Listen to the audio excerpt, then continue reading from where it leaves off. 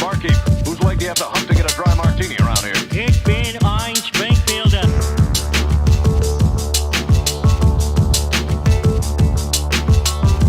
Shut the hell up. I've got the strangest feeling someone's gonna kick his ass.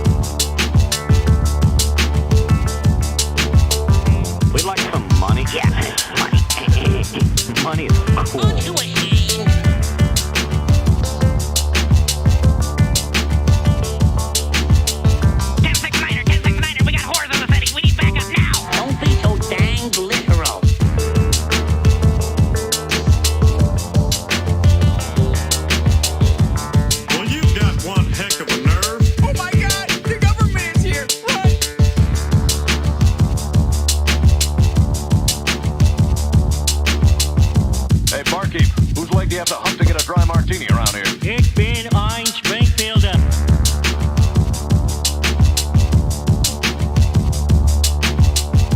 Shut the hell up. I've got the strangest feeling someone's gonna kick his ass.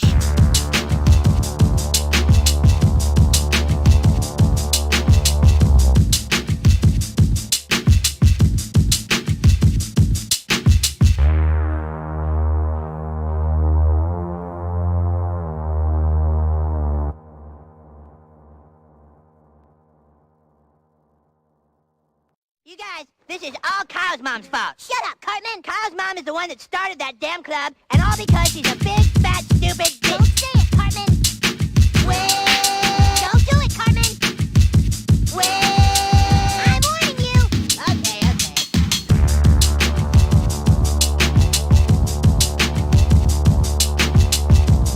Hello, peasants. Want to kill all humans? We're there, dude.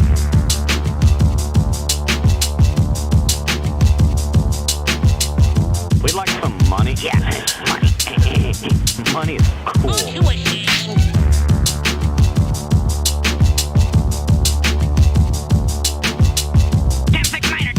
We got whores in the city. We need backup now. Don't be so dang literal.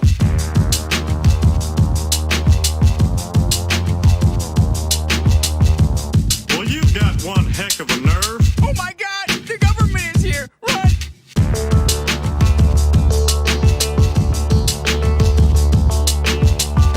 Hey, barkeep,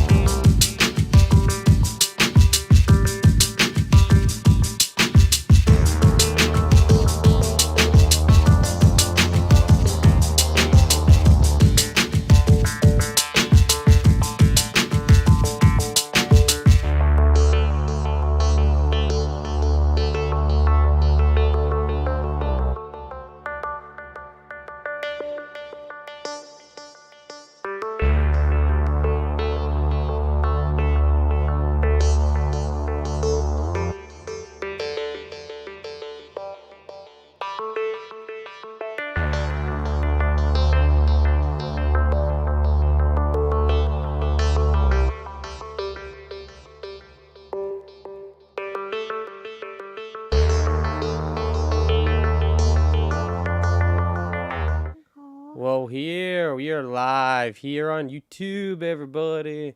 Yeah. Finally, I got some energy this week, because last week I was all fucked up. And it's all sick. But hey, I'm back. And actually, man, this week I had a pretty fun week. I did some cool shit. First, there was the last AEW pay-per-view on Sunday. Sting's last match, which was just awesome. If anyone hasn't seen it, it's amazing. This motherfucker threw himself through glass. This 60-year-old fucking man who painted his face just threw himself through glass. It was incredible. Well, I mean, at 60, right? Like, these guys keep coming back in various sorts of forms. I doubt we've seen, like, really the end of the Stinger, right? I mean, who knows? I mean, I think so now, because he's already had 3 other... But yeah, it's wrestling. I mean, Ric Flair... No, but I mean, and yeah, to your point, okay, so maybe he's not in the ring again. Maybe he does like a Mick Foley thing where he comes out and he's like, you know, a commissioner and he takes a bump here and there, you know? Yeah. So, yeah, we'll see what the future holds. But also, I want to shout out to his tag team partner, Darby Allin, who took this senton off the ladder through glass, and you can see it, you know, go on YouTube or whatever, look up images. The dude, like, gets cut up like a motherfucker.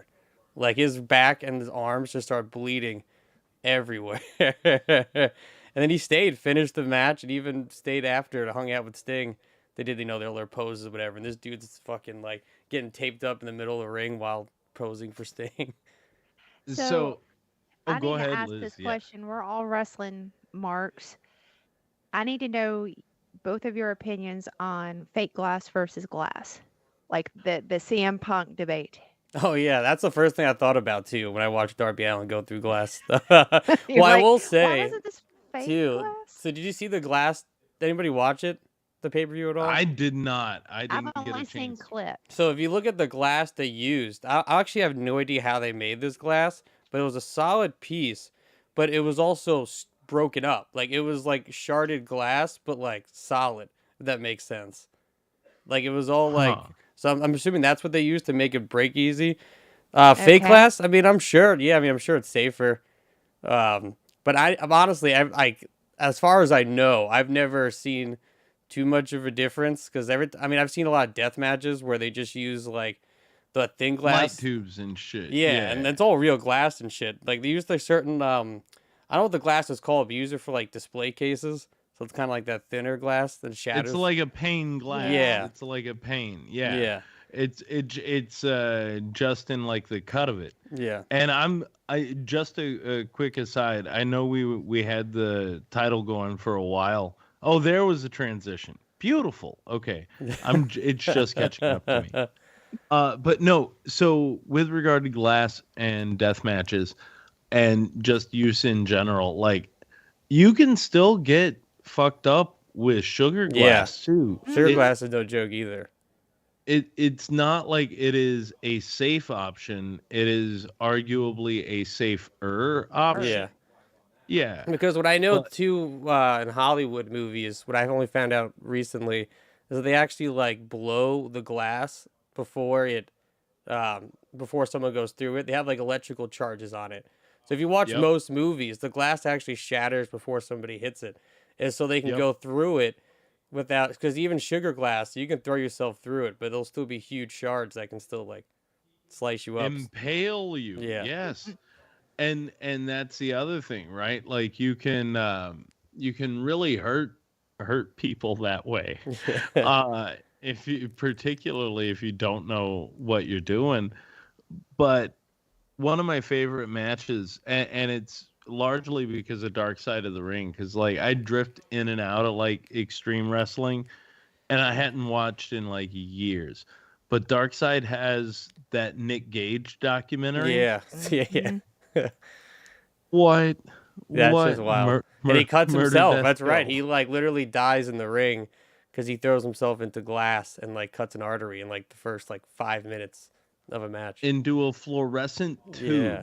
Into a fluorescent tube. It goes into his armpit, and when they pull it out, it's like a flood coming out of there.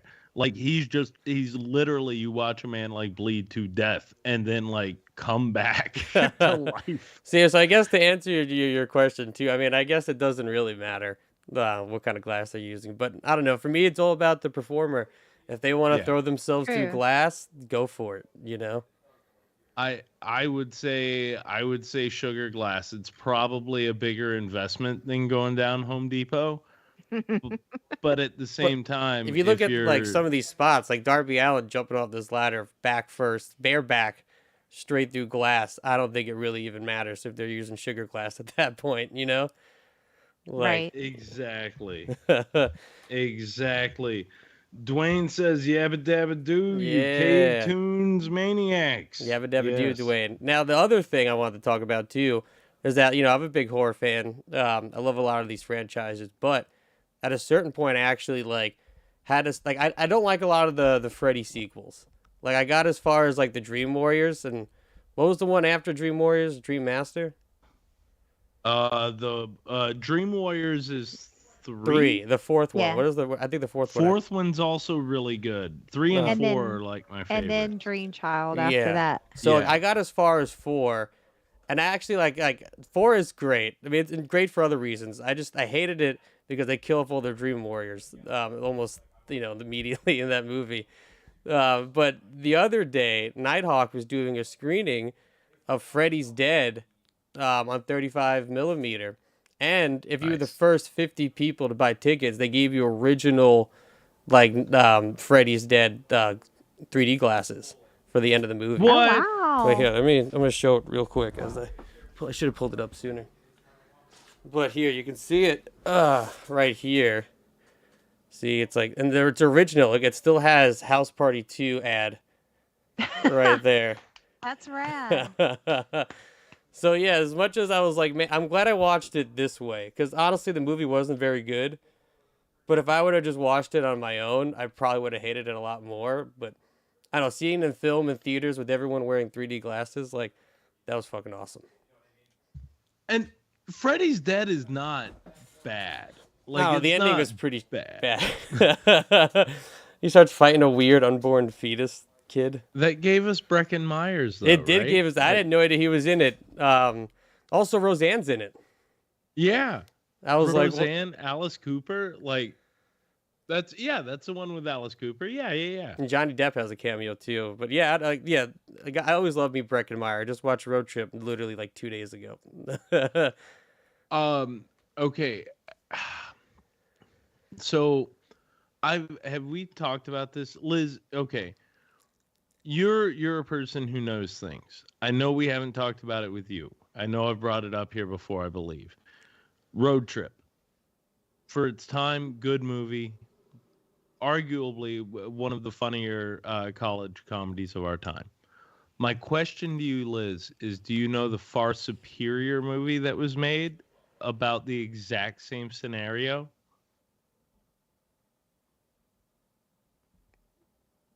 Duh. Honestly, Liz- no. Okay. There is a movie, and it was made literally a year or two before, with Paul Rudd, and it's called Overnight Delivery.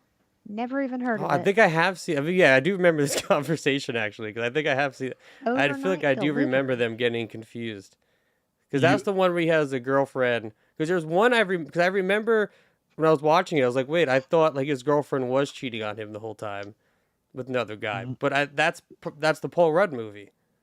Yes, it is. Because in Road Trip, 'Cause his girlfriend's not cheating on him at all, and they just decide Right. to break up. But in the Paul Rudd movie, no, she absolutely is. Yeah, the entire time. Liz, I swear, you do yourself Oh, I'll a find solid. it. Road Trip is one of Brandon's favorite films. I So think I'll have to find it. Overnight Delivery is the superior film, Interesting. but that's just me. See, I barely remember. Well, it. so I'm an old fart, and I'll just tell you, with Tom Green and all of that back then, I checked out. Like I was just like, I don't get it, and I do fart jokes. I love fart jokes, and this is just stupid to me. When I went back, because I loved old school. Old school's fucking fantastic. Yeah. And I was like, I didn't give Todd Phillips a chance. I really didn't. So then I went back and watched Road Trip with different eyes with not unsnobby eyes, Right. and it's hilarious. That's a It- fantastic film.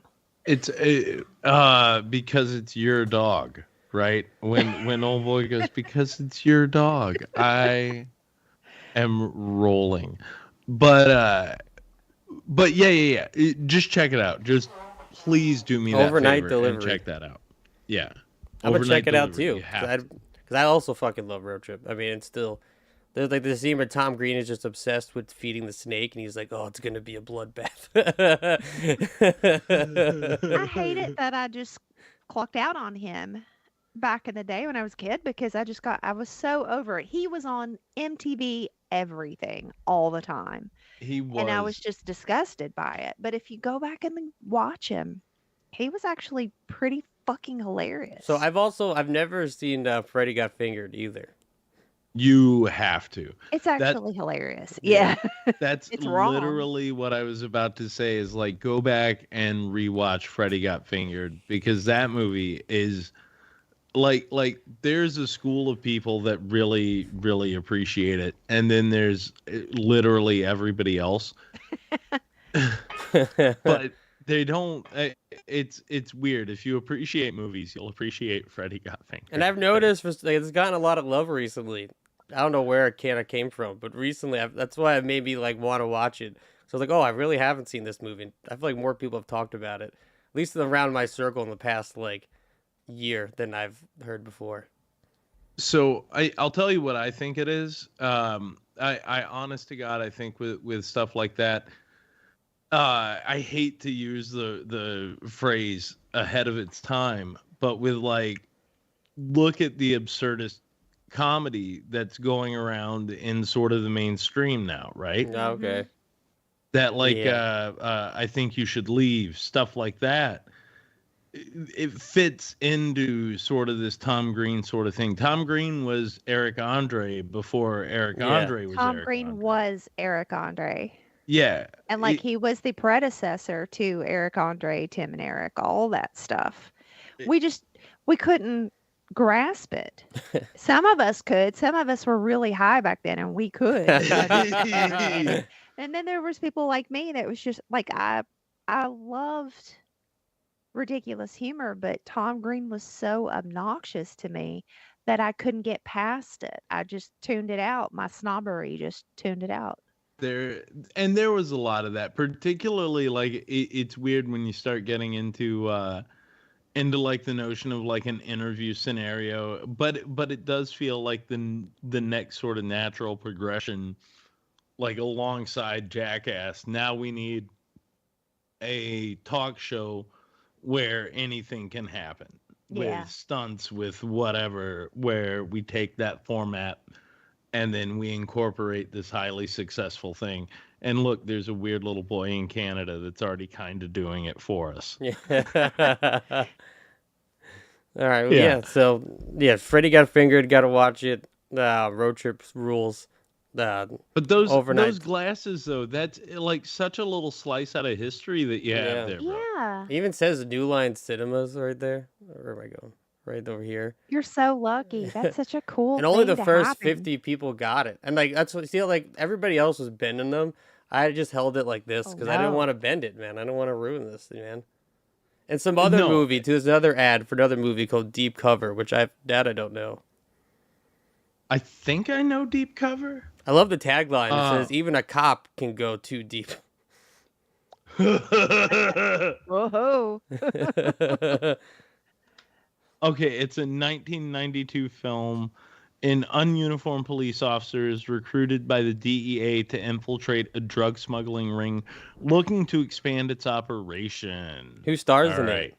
Who's the Let's see. I wasn't gonna Kevin look that Costner? deep. No, He needs it's to go. I mean, you guys are on the right track. It's Lawrence Fishburne. Oh, nice. Whoa. Hell yeah. Cowboy Curtis. Morpheus. Yeah. No. Wow, this is Lawrence Fishburne, Jeff Goldblum, and somebody named Lyra Angel.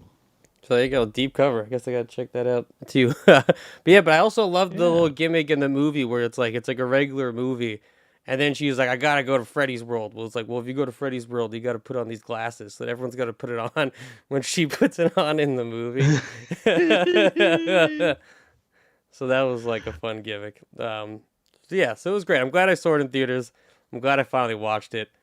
But it's definitely, the low ranking of Freddy movies for me. The bar is not high. Yeah. And it doesn't go much higher after that. Like it stays there and kind of goes a little bit. The bar. I like goes New down. Nightmare. New Nightmare kind of brings me back, but New Nightmare is kind of, to me, it's kind of over after that. It's just, yeah. New Nightmare is better on a rewatch. I will say that. The meta stuff at first was just like, Yeah, I remember the we first don't time I need watched this. it, I thought it was boring. And then I was like, oh, this movie actually is pretty awesome. I don't know what I was thinking.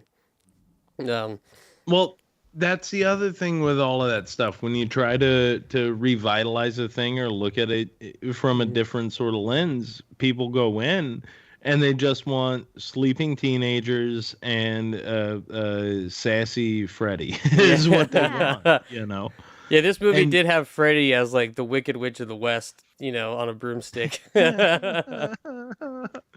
This is also the one where he's straight up in like a Mario game, right? He gets pulled into the TV. It's Breckenmeyer. He pulls Breckenmeyer into like a Mario game and starts fucking with him. And they're like trying to save him, and you can see his chest getting just, invisibly like beat into in the real world. It's pretty funny. Yeah. So yeah, I said I'm glad I watched it, but Romalo was showing me the Dream Child before, our friend Andrew Romalo. That's what I went with, because I was like, I never seen the one before it either, and he's like also showing me some weird, like this one of the kids fights like an invisible Freddy. He does like a kung fu. So I mean, these movies get weird. Dream Child is odd, but it's got one of my favorite Freddy moments in it. Because that's the one that opens at the swimming pool, right? They're all at the swimming pool, and then he becomes. Well, it may not be the opening. Anyway. Well, that's the second movie is when he comes out to real world and runs around the swimming pool. No. The movie has like this big swimming pool party in it, and I think it actually might be later in the film. I thought it was early on. I'm getting timestamps mixed up. But no, what the kill is like there's the bad boy on the bike on the motorcycle. Yes. And Freddy has he falls asleep on his motorcycle, I guess. And then Freddy becomes the bike and like goes up in him and like wires and shit. Yeah.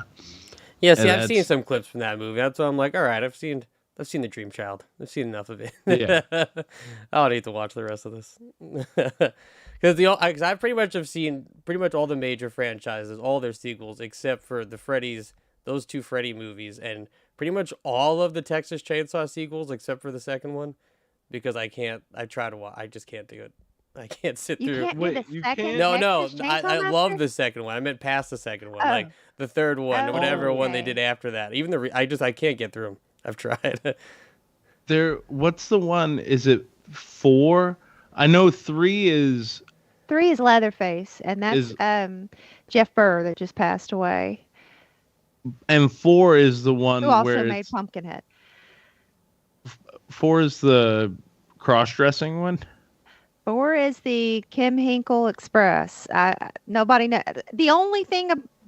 Okay, I'm being a snob, but also I love these, as silly and ridiculous as they get. I still love them. They all have a special place in my heart. But so 4 is next gen. Matthew McConaughey is fantastic as Tex, right? Right. Renee Zellweger is Right. okay as, victim girl, heroine, whatever, but man, it goes into their kind of like, what are they? They're government, they're space aliens. There's a dude with all these nipples and piercings and stuff. What the hell's going on at the end? So this is the fourth So one you're most- talking about. The fourth one, right? Yeah, This- 4 is pretty yeah. rough in that respect, that it starts off very strong and it turns into just shit with the ending. But I love Leatherface. Now, R.A. Mihailoff, we just met him at that con. fantastic dude, just sweet as he could be. My favorite, my personal favorite, Leatherface, because he scared the shit out of me. He actually scared the shit out of me. And if you give Leatherface a try, I would greatly appreciate it because it's All right. actually scary. I'll try it. Yeah, I do love the tagline. Isn't that the one where it's like Saw's family? Saw his family. Yeah. And it's got Ken Foree in it from Dawn of the Dead. Yeah. It's got Viggo Mortensen as Oh. the superior Tex. Damn, we got Viggo Viggo Mortensen Mortensen. is badass in Leatherface. All right, all right. I'll give him a There's shot. a few corny moments, but like that's a given in these sequels. There's always going to be the weird little one-liners and the weird little Yeah. corny, silly shit. I mean, part 2 though is just iconic. It is iconic. Part 2 is yeah. one long wrestling promo. Yeah. Back and forth. Yes, I love part yes, 2. it I love that, is. like, you know, Toby Hooper was just like, yeah, I know you guys like the way I did the first movie, but I'm just gonna go just insane on the second movie. Well, it was under the Canon moniker. Yeah, It's that makes sense.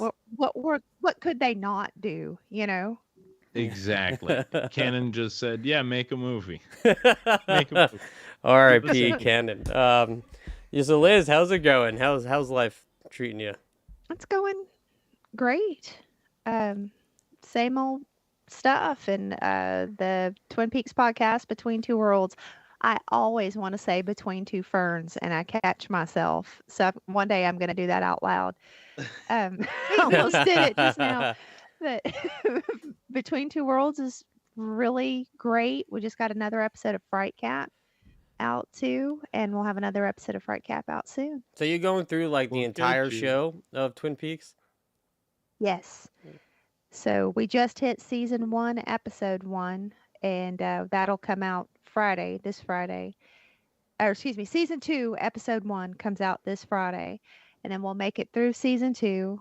We'll go Secret Diary, Fire Walk with Me, and then hit the return. Nice. Look at that. Yeah. How is the comeback show? Like the comeback season, I guess. I never saw the comeback. It's a lot. It goes into weird soap opera. I don't know how to say that. Opera-y tropes, like all those different things that you kind of don't want in a supernatural mystery, but then you have to keep in your head. This was in 1990, and housewives were watching this. There was a reason they were writing these things in to be goofy. And it goes into a lot of that goofy tropes, TV tropes territory, but it's actually quite wonderful. And David Lynch kind of saves it. I'm giving it away, but David Lynch kind of saves it on that last episode. And he's like, you know what? I'm coming back. I'm directing this one. I'm writing it. We're fucking shit up. So, and like I haven't watched the reboot, the epilogue, the finishing ones either. And I always appreciated the series, but more than the series even, I liked Fire Walk with Me. Like Fire Walk with Me is terrifying if you really think about it. Like that's a horror film. It's so good though. And like I don't really think it ever at least around here and in a lot of the voices I've heard, there are a lot of people that do not like that movie at all. And I love it. I absolutely love it. And that's your pun and not intended, but your blow by blow, which goes for this and goes for this too. Your Mhm. blow by blow set of events of what led up to the death of Laura Palmer. You get everything.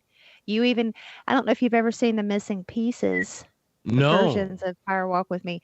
So there's so much that he cut, Right. and it's so fucking great, especially the stuff with Kiefer Sutherland and the stuff with Chris Isaac, Chet Desmond. So much of that was cut that when it's included or when you watch it, you're like, wow, it could have been even more fantastic. The return is hit and miss for me. The Right. 2017 return. But it's basically like, it's like somebody gave him free reign to do whatever he wanted to, and he was still stuck in the Inland Empire mindset. So a lot of that is filmed like that. Right. And it's hard to watch for most people, even people that are into his work, it's hard to watch. Okay. Okay. Yeah, I don't know. I go I go rounds on Lynch's stuff like a lot of the times. I really do. I really do. Um I haven't seen anything that I really dislike off the, just off the cuff. But there's a lot of wandering that happens for me in a lot of those movies. You know what I mean? Well, he's his notorious thing to say is no scene is too long. Yeah. And with him, that's okay, but for anyone else, that's Yeah. not okay. And really, I've seen for him, Killer of the it's Flower not Moon. okay. I've seen Killer of the Flower Moon. Those scenes are way too long. Ooh. Well, that was Scorsese having a fun time. Yeah. So He was like, "Take this, David Lynch. You got an 8-minute sweeping scene in The Return. Well, guess what? so How long's that fucking film? Almost- 3 hours? Yeah, 3 hours. A little over 3 hours, I think, too. It's crazy. Yeah, it's I don't way too even long. want to see it. I don't even want to see it. You don't 3 wanna- hours it's long. great, though. It is good. Okay. I don't know. All I know is like with Lynch, I knew I was in for something with Eraserhead when, like, right there in the beginning, it feels like it's like 10 minutes of a guy walking. And then you have that one just excruciating wide shot of the guy, and he's walking. He literally walks from end to end of this ginormous brick wall in real time, and it's like we didn't need it. we get that he's walking a couple of quick close-ups and he's home. Like, get this guy home. He says, "Nah, it's a long walk." Anyway, well, Ben, how's it hanging on your end? it's been a busy week. I went pants shopping the other day. Nice. I went pants That's exciting. Yeah, no. Well, I you've mean, lost weight. Oh yeah, I'm so these are like officially new pants. down. So I'm down a size, and then we get home, and Jen's like, she's all like, do a fashion show, and so I show her my new pants, and then Is it like she's like "Could've sitting in gone the down." room in a chair, and then you're like popping out of the closet in like different outfits, you know? Basically, yeah. But the problem is I should have probably gone down 2 sizes. Yeah. So anyway, these are Hey, my any transition. size, going down any size is great. I mean, listen. Yeah, for real. It's ridiculous. It was to a point though to where my pants were so big that like they like even bunched up, they just kept sliding because it was just bad. I have no butt. So it's like I just have an extremely long back and everything just slides down my long back. Oh, my dad had a Hank Hill butt too. Jake has also. You know, and he says it too. So I'm not telling tales out of school. The Hank Hilliest butt I have ever seen in my life is Troma Bart. Bart Hyatt has very much a Hank Hill booty. Yeah, we've all seen that. And listen, everybody in this room has. But no, so new pants. That's been fun. And then like spent some time at the laundromat, did some cleaning up, had some fun there. I'd mentioned it before when I had to close the bathroom down because of people using my bathroom to do nefarious things in there. Yeah. So I installed some new security cameras. Pardon me. Installed some new security cameras, and like I don't check them out religiously, but I do see notifications at various times. And the notifications come to my watch, and sometimes if it's really busy or if there's somebody in there who's just wandering around, I keep getting notifications. So that was happening the other night. I took a look. Lo and behold, there's a lady in there doing her wash. And I'm just checking through the clips. And I see her come wandering down towards the front. And she's got her phone in her hand. Keep watching a little bit more. Next thing I know, she sets her phone down on the table. on the little table we have there so people can like read newspapers and whatnot. Then she turns around and just starts shaking ass at her phone. Where most people go to do their newspaper, she shakes her ass. To read their newspaper, to catch a quick snack while they're washing their clothes, and she's just shaking her ass. Well, someone's trying to get a good snack. So whoever was on the other end of that phone got a good snack. Yeah. Maybe. I mean, so I don't want to cast aspersions, but like whatever, do what you're doing. But there's audio to it too, which the camera catches. But real quick, Should I after play the that, audio? she sets the phone. Oh, we will here in a second. You've got it. But then she turns around, she says a couple of things, and then she sets the phone back down again, turns around, and then slaps her ass and says, "Ooh, that's gonna leave a handprint." And it's a very audible slap. Yeah. It's very audible. I just want to say Casa cams are awesome. Casa cams. Those And they're man, she's great. definitely like Better talking than to some Who's like Got a dude. Ring? Yeah. She's talking to just like some unemployed dude who's just like sitting on the couch, just like smoking weed, in his boxers. Exactly. And then she goes wandering off to the side with her phone, and it's not over yet. It's not over yet. She comes back around. You hear her go, "Daddy, no!" And then she's like, "Oh my God!" And she sets the phone down, and then proceeds to take her tits out for the phone. And then she, maybe at one point she says something, it's probably before, where she references a guy sitting outside in his truck watching her shake her ass. And then the best thing, and I had to clip it from what I sent the two of you, but as she's heading out the door, because after she shakes her tits at the phone, she starts packing up to head out. And I think she's in a full-blown like chat room, because she goes, "Okay, who's gonna tip me $50 to go and get Mexican food?" So she was live streaming the whole time. So it's not just the one person. I think she was live streaming. I think we have found Westmoreland's premier cam girl. Hey, you're a laundromat. Your laundromat gets more and more famous as the time progresses.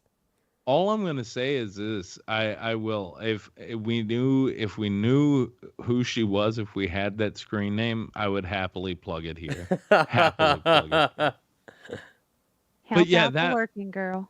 That was no. Listen, I cast no aspersions. When I saw it the first time, I assumed it was her just talking to her like unemployed boyfriend, who was either smoking weed or watching their kid, or her kid.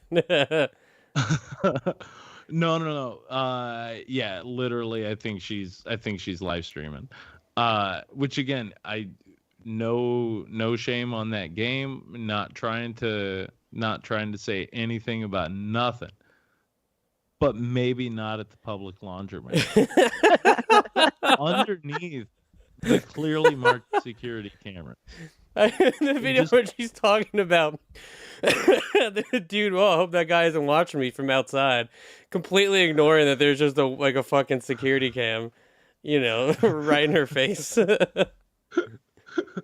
Because you've seen it. You've seen that angle. That's like right above the front door. And the front doors there, it's two double doors that are glass panes. You can, at an angle, you can see that entire corner as you come up. Woo! Like, but it does beat like the 3 a.m. junkies wandering and spinning out and all of that. It beats that. And at least we got somebody here who's working. You know what I'm saying? Right. Like, they're work working. is work any way you slice it. They're not leaving all their fucking drugs in your bathroom. Exactly. Another reason I'm happy I closed the bathroom. Could you imagine if I hadn't? What would have been going on? You walk in, there's like 6 women in there talking, live streaming. You know, that's really what I should do with the other side of the building. Is just turn it into like one of those Russian cam houses. There you go. Instant money. Yeah. You know what I mean? Got all the space. Like, Westmoreland edition. just in the corner, I leave some wet wipes and and a bottle of like spray cleaner. And be like, you mess it up, you clean it up. Oh my god, everybody in my life would disown me, I think, if I did. I mean, maybe. I don't know, Ben. Half the shit that we've been making, I don't know. It doesn't seem too far-fetched. It doesn't. And it, well, you had a bunch of dudes jerking off in the back. It would pay the bills, and then it could help facilitate, future ventures. So, I mean, maybe. It's good. But then if I opened up, Jen posed it to me like this one time. She posed it to me like, okay, well, if you opened up a studio and you were there for anybody and everybody to book and to record and shoot what they wanted to shoot, what if it was like Nazis? Ooh. And at that point, I'm like, well, okay, that's a valid point, but like, where do I draw the line? Do you know what I mean? Is being like, well, I do have a studio that you can rent, and you do have this money. So you guys are right. I would, right. As a Jewish person, I would do it, but I would charge them double. Ah, there you go. There you go. You know, they got the money. They got the money. Take it, but also fuck Nazis. So charge them double. I am so on board with that. I am so on board with that. I was about to say you guys talked me into it. I'm gonna just we're gonna go with Cam Palace is what we're gonna go with. Cam Palace. Laundromat / Cam Palace. Okay, done. Thank you, James. When it's all set up, I'll have you mic all the rooms. All right. Well, clearly there's already a mic on the camera, so It's... Yeah, I mean, listen, it's pretty decent, but what is it? Those ambient tones we need to capture. But you should play, if you got it queued up, you should play the audio at least for this. All right, I'm gonna play it.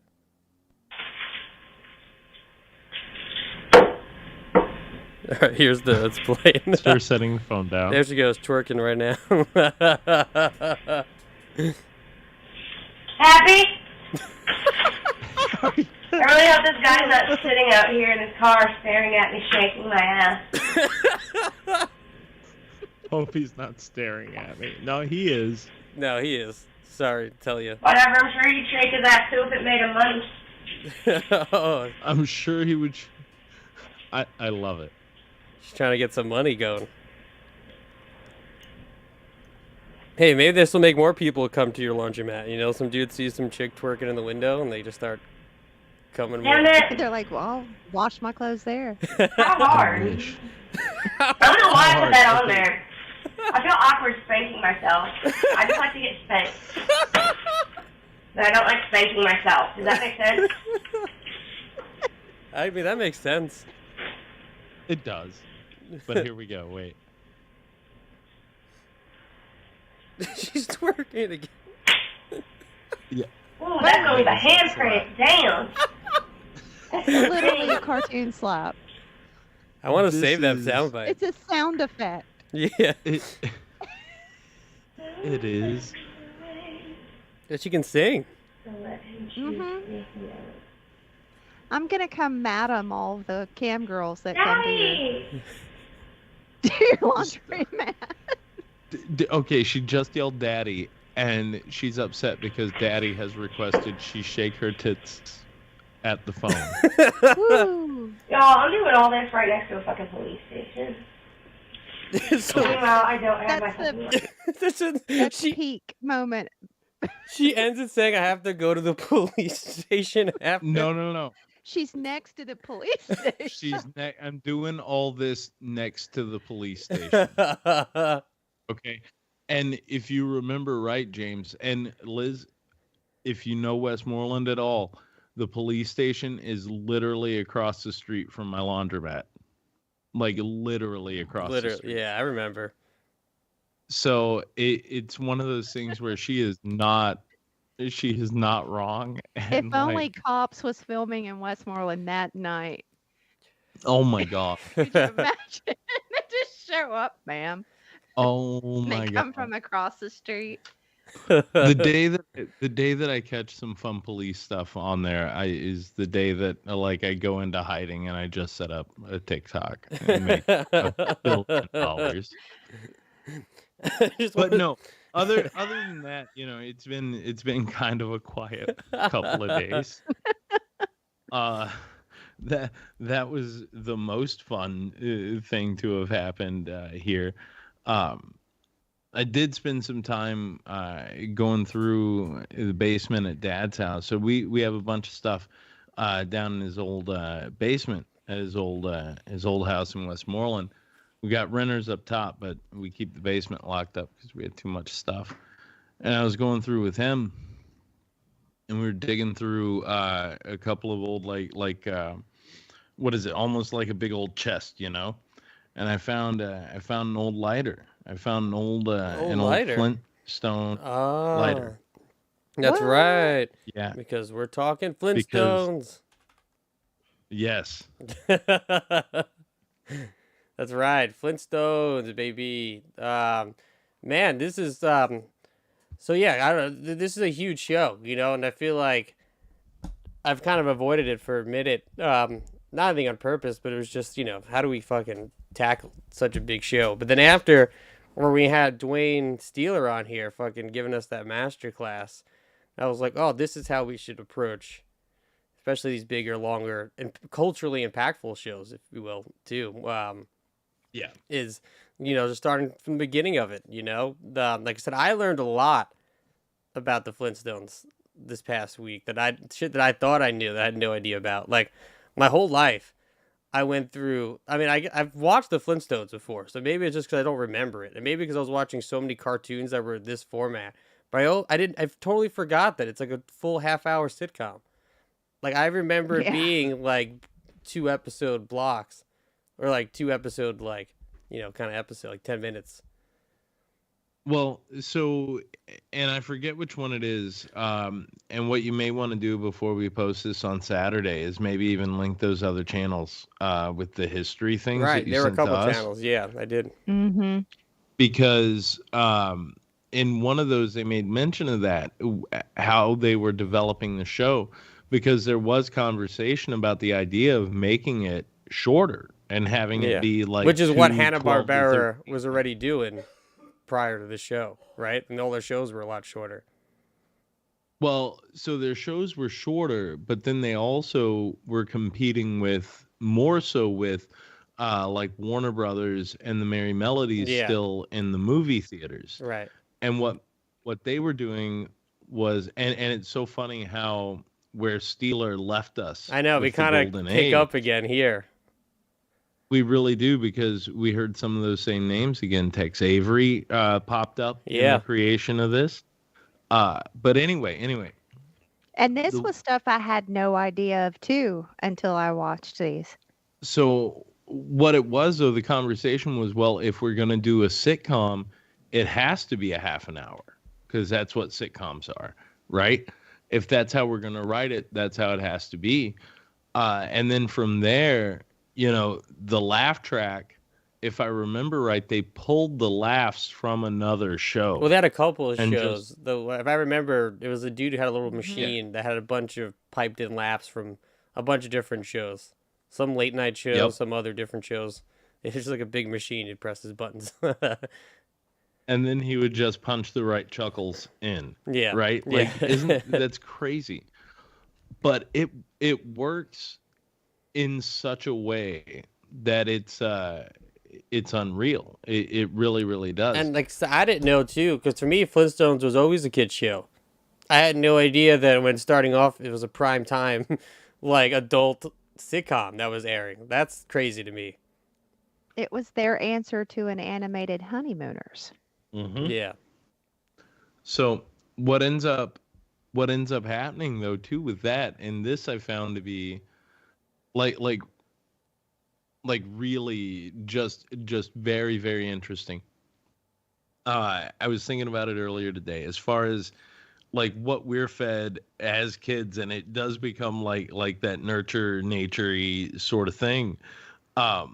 You are watching what is considered to be a child's medium, but at a time where it wasn't made specifically or more so for adults in mind. Yeah. Kids liked it, they said, because they got to stay up later because it was a cartoon. Every single storyline in this is not about kid stuff. No, not at all. Like not Literally at not at all. Yeah. Like how many times are they worried that everybody's catting around on everybody? How many times are they worried about like the rebels being completely and totally broke? How many times are they? This is just not kiddie stuff, you know? And I guess for me, I watched it continually coming up. You know what I mean? It was on in constant syndication. I mean, I remember it being on constant syndication even when I was younger on Cartoon Network. Because they would play this, the Jetsons, and Scooby-Doo, like, constantly. Well, and Liz, I'm sure this was network status for at least 30 years from its inception until... And I can remember this being on in the morning on TBS and in the evening on TBS. And with 165 episodes across, what do you call it? Across 6 seasons. Okay, and I've talked about this a lot on here too. The television season shrank due to holidays over time. This has a massive like seasonal output to a point to where it's even over half the year. You know, there's what is it? The second season has like 32 episodes to it. Same with the third. Damn. Well, that's what Hanna-Barbera too was known for, right? There's just making a conveyor belt of animation to keep pumping. Well, what was it we talked about that with? It was on Derek's racist cartoon. Oh, Johnny Quest. Johnny Quest, yeah, there you go. It's the style of animation that they're utilizing. I forget exactly what they call it. Oh, planned animation, right? Yeah. Yeah, planned animation, where everything else in the frame that doesn't have to move does not move. It's just like the lips and the neck up. And I noticed too with this show, I mean, I'm not sure if you guys noticed as much, but I guess also because we're watching it on HD TV. But like when the people who aren't talking, you actually see the color of their faces change. And it's like because they're putting in the still instead of the talking head, and they're just like swapping that in there. Absolutely. Like, but that's such a great way to be able to reuse stills, reuse animations. And it all comes down to their design too, right? I mean, how Fred is designed the way he is because he's easier to animate that way. Yep. By not giving them necks and having a line, you can just pop out the head and just pop in a new one. Or, and they can just bounce and walk upside down. You don't have to see a lot of all that. What's going on? I love that, but this is also one of the first times, if not the first time, you see that style of animation, right? Like out the gate, the Flintstones is breaking boundaries and barriers. And also, I didn't realize too, the original opening is a lot like the Simpsons opening. Yeah. So, once again, the Simpsons predicted it. Simpsons did it. Simpsons did it. But no. So not only that, but they got sued because the closing theme was very close to the Merry Melodies theme too. Oh, like the original Flintstones you're talking about. Huh? Talking about the Flintstones, right? Getting sued? Yes. Yeah. Yeah, because their closing theme was almost the same as like one of the Merry Melodies main themes. So that's why in the third season, it's the third episode of the third season is when when you hear Meet the Flintstones for the first time. So when I was going to see Freddy's Dead, my buddy Andrew Romalo came by. Fred, who's on this show before. We were hanging out smoking. I was like, yeah, I'm just going to watch Flintstones because that's what I'm doing. And then when I played an episode from like season 2, he was like, where's the opening? And I was like, oh, they don't got it. And he was like, what in the Mandela effect is you talking about? Like, he was so confused that there was no Brandon theme song. did the exact same thing, but he was just mad about it. He was like, where's the theme song? This is not Flintstones. This is not my Flintstones. I was like, this was the Flintstones. Yes. That's the kicker. That whole opening, and both versions ultimately, what they land on with them going to the drive-in, all of it, both versions are very similar to what The Simpsons ended up doing, for sure. But it is weird to see how it originally was, and then to understand the notion of like Warner Brothers is suing you because your music sounds too similar. Which is now Warner Brothers owns them, so I guess who really wins, Right. Yeah. It's all about the long game. Yeah. But yeah, man, they said these first like 3 seasons are crazy to me, just of how just adult they are. I mean, this is the one that also had like they had cigarette ads that they were sponsored by a cigarette company. I love it. Have a nice cool Winston. Yeah. And it's all because it's also predicated around what I think is a very funny joke. The wives are outside working really hard, so Fred and Barney have to take a smoke break for them. It's the funniest ad. It's the greatest thing in the world.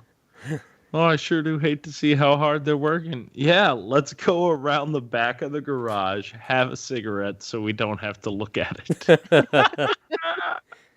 Yeah, it was the second episode you pointed out, Ben, because I watched it too. It was when they go to the jazz club, which is a really good episode. Yeah.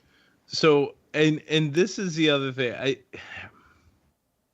You see a lot of it too in like family-based sitcoms that came years and years later, but this is what really feels like one of Fred Flintstone's.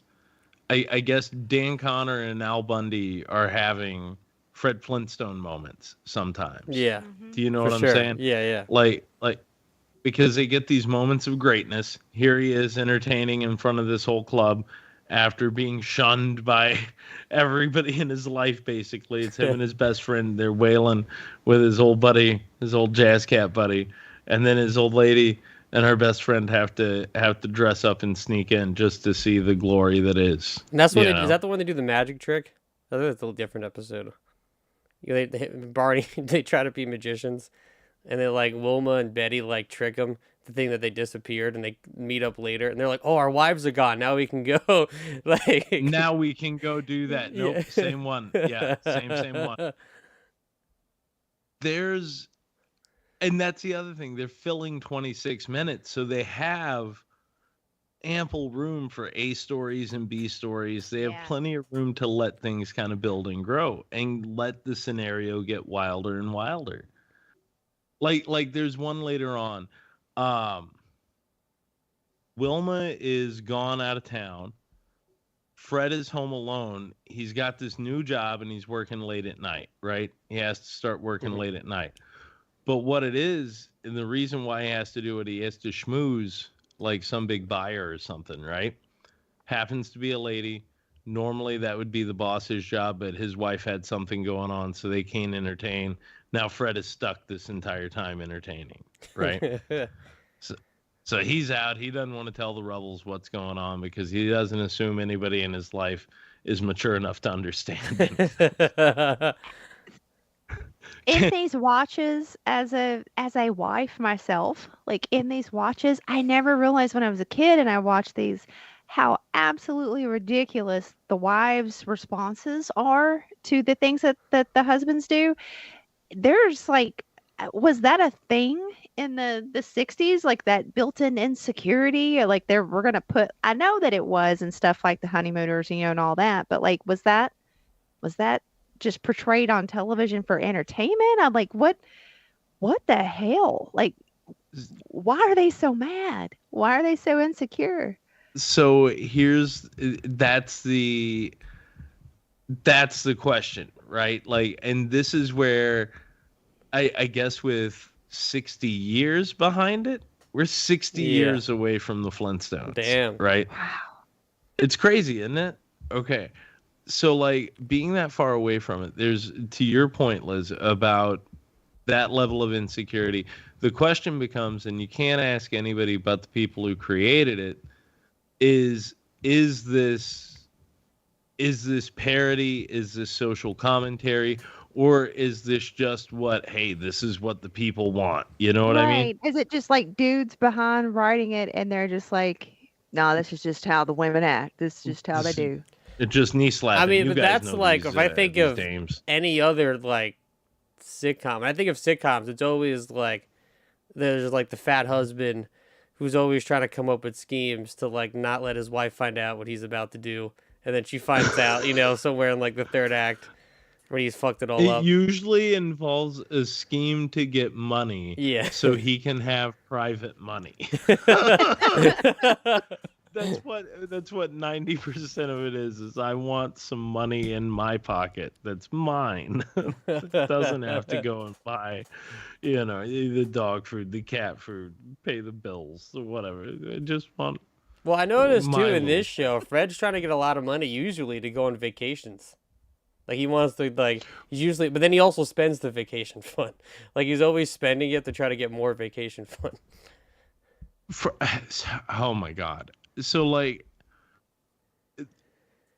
I guess that's a bigger thing to sort of unpack as you really sort of talk about it. I guess we have to look at it this way. What the Flintstones does, and it's from the first episode even through to the last, is like, it is true sitcom at its finest, right? Which I never thought of it that way. I don't know. I mean, I said I've watched a lot of the Flintstones, but I've never looked at it as this is a sitcom, like The Simpsons or whatever. Yeah. So if you look at it through that lens, it is literally a perfect sitcom. They keep what is it? They keep their locales to a minimum. They keep their problems fairly small and believable. Like, later on, like anything, when you start to add in aliens or whatever, I mean, look at Happy Days. They brought in Mork from Mork, it happens even in these quote unquote realistic sitcoms. You But get when this they crazy started stuff. doing that stuff, like in the 5th and 6th seasons, and they start bringing in the ridiculous stuff to try to, pep it up, make it more relevant for the time, that stuff fucking ruled. Like, they did it in a way that wasn't Yep. stupid. Look at the gruesomes. That's my favorite episode. Look at, where they're incorporating like the Addams family Yep. into this Right. kind of That's with like a Stone Age Addams family. yeah, is that like the Frankenstone family? Yep. The Frankenstone. So And also the Bewitched. Oh, right. There's episode. a cameo, right. I didn't see that Bewitched episode. That's in season 6, and that's a fantastic episode. And they have Dick York looking like a Rankin Bass type character too. He's animated so weird. His face looks like a Rankin Bass character. So I guess for me, it's like the awesome thing there is they follow the formula no matter what, right? Yeah. Your characters still, they have these mini arcs, but they're still not really learning a lesson at all. And if they do, it's by season 5 they've learned a lesson. I love the fact that Pebbles doesn't show up until season 3? 4, like I late think. season 3. I thought it was 4. Maybe you're right, season 3. I thought it was 4. I thought it was very late season 3. Maybe you're right. I don't remember much. Because I know Bam Bam comes later, but he comes the season after. Bam Bam season 4. Yeah. Because he comes the season after. Though I did, it's funny that when I was watching that whatever it was, that the history on the Flintstones, whatever that video was, they talked about how they made Pebbles. Originally, it was going to be Fred Jr. and they had stuff ready made for Fred Jr. And then when they called up their fucking marketing people or whatever, they were like, oh, if he was just a girl, we can sell that doll. We can't really sell a boy doll. And then they were like, oh, never mind. No, it's a girl. And then Definitely a girl. We got you definite women here. What'd we say? You Let's heard. put a hair up and a bone. Yeah, it's literally what it is. And I saw the photo of the Pebbles baby doll. It's literally just a regular looking baby doll with just like the hair tied up in a bone and like just the whatever dress she has. So, I mean, it's good marketing. It's like anybody can have a Pebbles. Anybody could have had a Pebbles. But there was something in that episode that I caught. Dagummit, I was literally just about to ask and it slipped away. Oh, that's what it was. The line. There's a line in there about one of the nurses like doing up her hair or gave her a little something. It's right as they're getting ready to hand the baby to Fred before the audience sees him. I think he's handing her to Wilma, but they make this little comment, and I'm like, so is the nurse responsible for the bone in Pebbles' hair? Oh. Like, if you go back and look, I swear to God, the line is in there. I swear to God. I'm not freaking out. Wait, what's the That line? would be some weird Pebbles lore. Yeah. I think so. It's it's one of them. Either Fred or Wilma makes reference to the fact that the nurse put something in Pebbles' hair. Ooh. And then also the same thing talked about. This is the first time they've had like an animated character just have like a baby, on air. Flintstones also did another first. If I didn't spell Peebles' hair, I said. No, they did another first too. They actually had Fred and Wilma sleeping in the same bed. So years before the Brady Bunch did it with people, you know what I mean? Like that's Fred and Wilma. So this shit had no idea. Hanna-Barbera. Yeah, and like I knew Flintstones was like culturally impactful, but like learning all this shit, I didn't realize how impactful. I mean, it really was to TV. It's kind of insane. Right. Okay, guys, bammo. Oh my God, I'm gonna have a boner. Hang on. I'm so excited about this. I literally just found it, and it says right here. It's called The Dress Rehearsal, also The Blessed Event. That was its alternate name, was The Dress Rehearsal, because at the start of the episode, Fred and Barney have to do a dry run because Fred is very nervous about it. He has walked a new ditch inside of his cave. Okay, about the nurses. Not only do they dress Pebbles, as commented by Wilma, but they also fix Pebbles' hair, complete with a bone in it. There we go. Oh, so it was the nurse. So it is the nurses that give her a little something extra. So I need y'all to tell me this too. Speaking of the lore of side characters in this, I wanted to talk about, outside of this too, the progression of the animation of the eyes.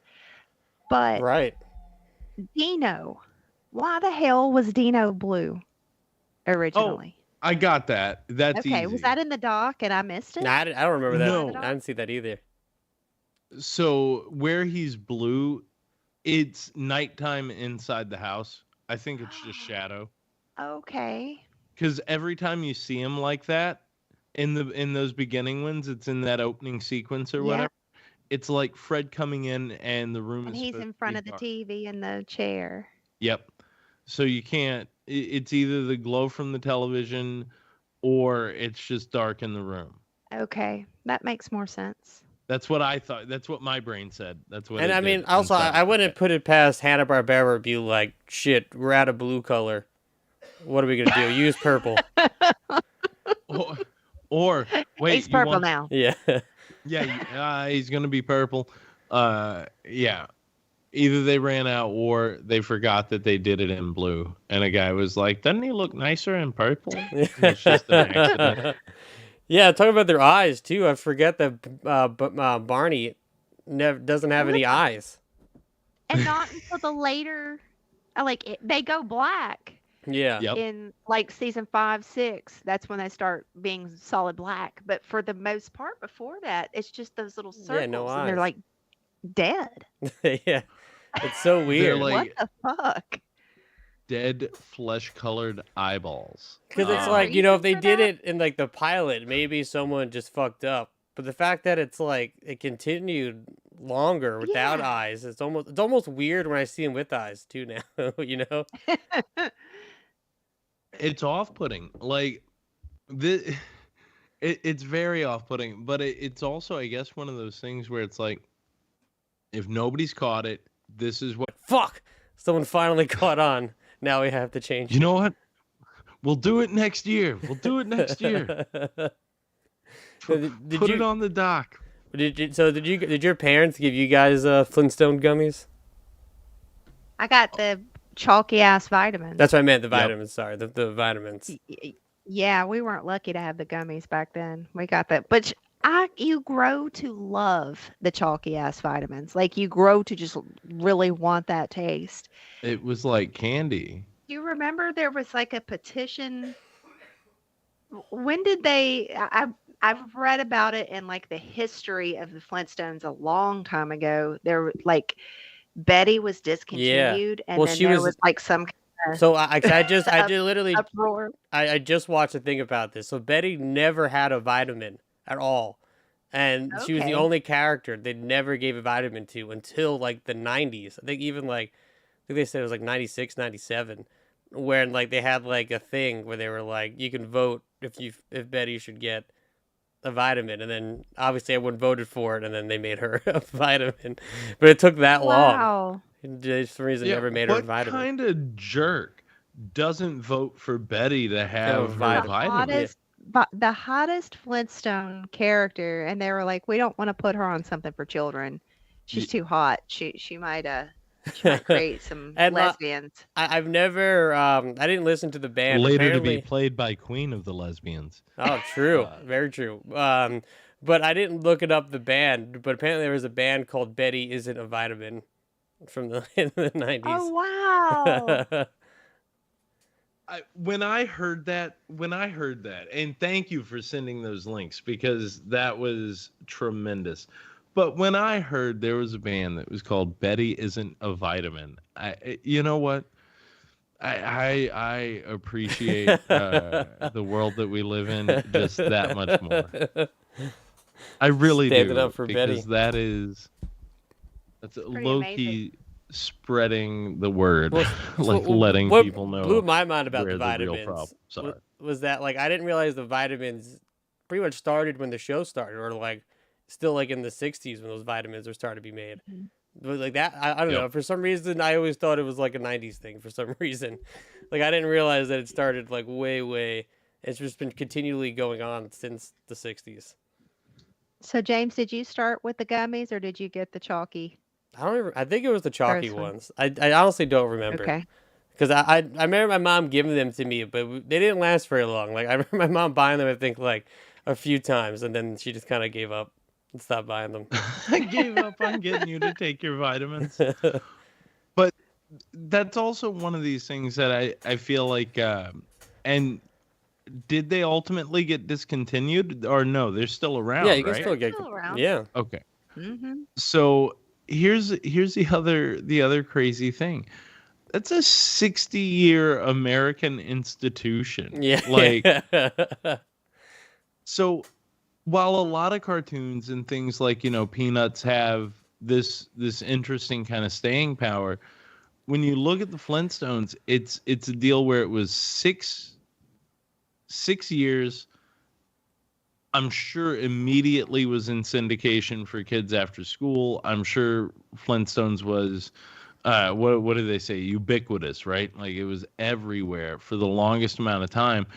And then I love the fact too that it sort of just fizzles out in that last season. It just goes away after the last episode. There's no big. Well, they have the There's movie. no They made the the. Man Called Fred, which is awesome. I watched that movie. It's pretty funny. I didn't get a chance to watch that, but yeah, that came out what, a year later? Yeah, that was As the the finale. final episode? Yeah. It's pretty funny. And it went straight to the theater, so you get that, but then it spawned 8 or 9 spin-off series afterwards. So when I was saying earlier, because as we get into the 70s, when I said how I remembered Flintstones being such short episodes, I'm pretty sure when I watched, repeating on when I was younger, had to have been some of these 70s compilation shows that they were putting out where they had all these Flintstones shorts in it. Because I'm watching that history and I'm like, oh, I think this is the Flintstones that I was watching. So that stuff, I have no real recollection of at all. I remember the Pebbles and Bam Bam cartoon when they were older and looked like Scooby-Doo, but I do not remember the compilation shows. Yes, and I don't really remember them at all, but, when I was just putting the math together in my head, I'm like, why do I remember it this way? And I'm pretty sure it was because they were airing those things. But yeah, I did watch... That's what it has to be. Yeah, it has to, right? Yeah. But I did watch the Pebbles and Bam Bam show. It's actually pretty good. I honestly I was expecting it to not really be as good as the, 'cause especially you watch those first seasons and you're like, wow, this is like a really funny, weird sitcom. But the Pebble and Bam Bam show, the pilot is it's a pretty weird episode. It's like they're Bam Bam's dino puppy follows him to school in the first day 'cause he doesn't want to leave him. And then there's a weird dino dog catcher that's just stealing dogs so he can get a promotion. And then he's chasing after Bam Bam's dog. He even follows him into the high school. So then Pebbles comes up with all these schemes to hide the dog and starts dressing the dog up as part of the school. And then it turns into the dog is playing for the football team, and then they switch out the clothes so Pebbles is wearing the football outfit. So everyone thinks that Pebbles is incredibly good at football. And then Pebbles has to play a full game of football. It's crazy for a pilot. That's amazing. That's amazing. And I'm sure it's all still caveman-y stuff. So you still have all those fun visual jokes, all the because that's the other thing that I love. I think I absolutely love about the Flintstones is that there's so much innovation in having to go back and bring the modern world to making it a caveman world. The modern right? Stone Age family. When they flick the lighter open, they're Zippo lighters, and it's 2 sticks that have to rub together to make the thing. Even little shit like that, that's just a one-off. In no other cartoon, in no other real media would that shot be a joke. Yeah. Do you see what I'm saying? Yeah, but yeah. in the Flintstones, it also has to be a joke. Or even with the kids throwing the newspapers and Fred's getting pelted in the face. It's it's funny if it's a newspaper, but the fact that it's a stone tablet, makes it even funnier. 10 times funnier. Yeah. 10 times funnier. What's all that confuses me is that so their cars are foot powered, but then they also stop to get gas a lot of the times. You know what, my favorite things are all inside the house. I like a sassy garbage disposal that's tired. Yeah, and these octopus animals dishwasher. The octopus dishwasher. I want one. Yeah, these animals will start talking back too. They'll give them little moments at times to be like, "Oh, this is me. I'm making a living, huh?" And then it just goes back to normal life. So what happens with Baby Puss? Why is Baby Puss barely in the show, but in the ending and the later ending where Baby Puss is throwing Fred out the door? He does kind of disappear. Yeah, what's going on with that? They probably got sick of animating him. Too much time. Too expensive. Yeah. He could have been fantastic. No, I have no idea. I'll do a quick look. The Well, cat and dog dynamic between Dino and Baby Puss could have been something like that. Could have been a spinoff.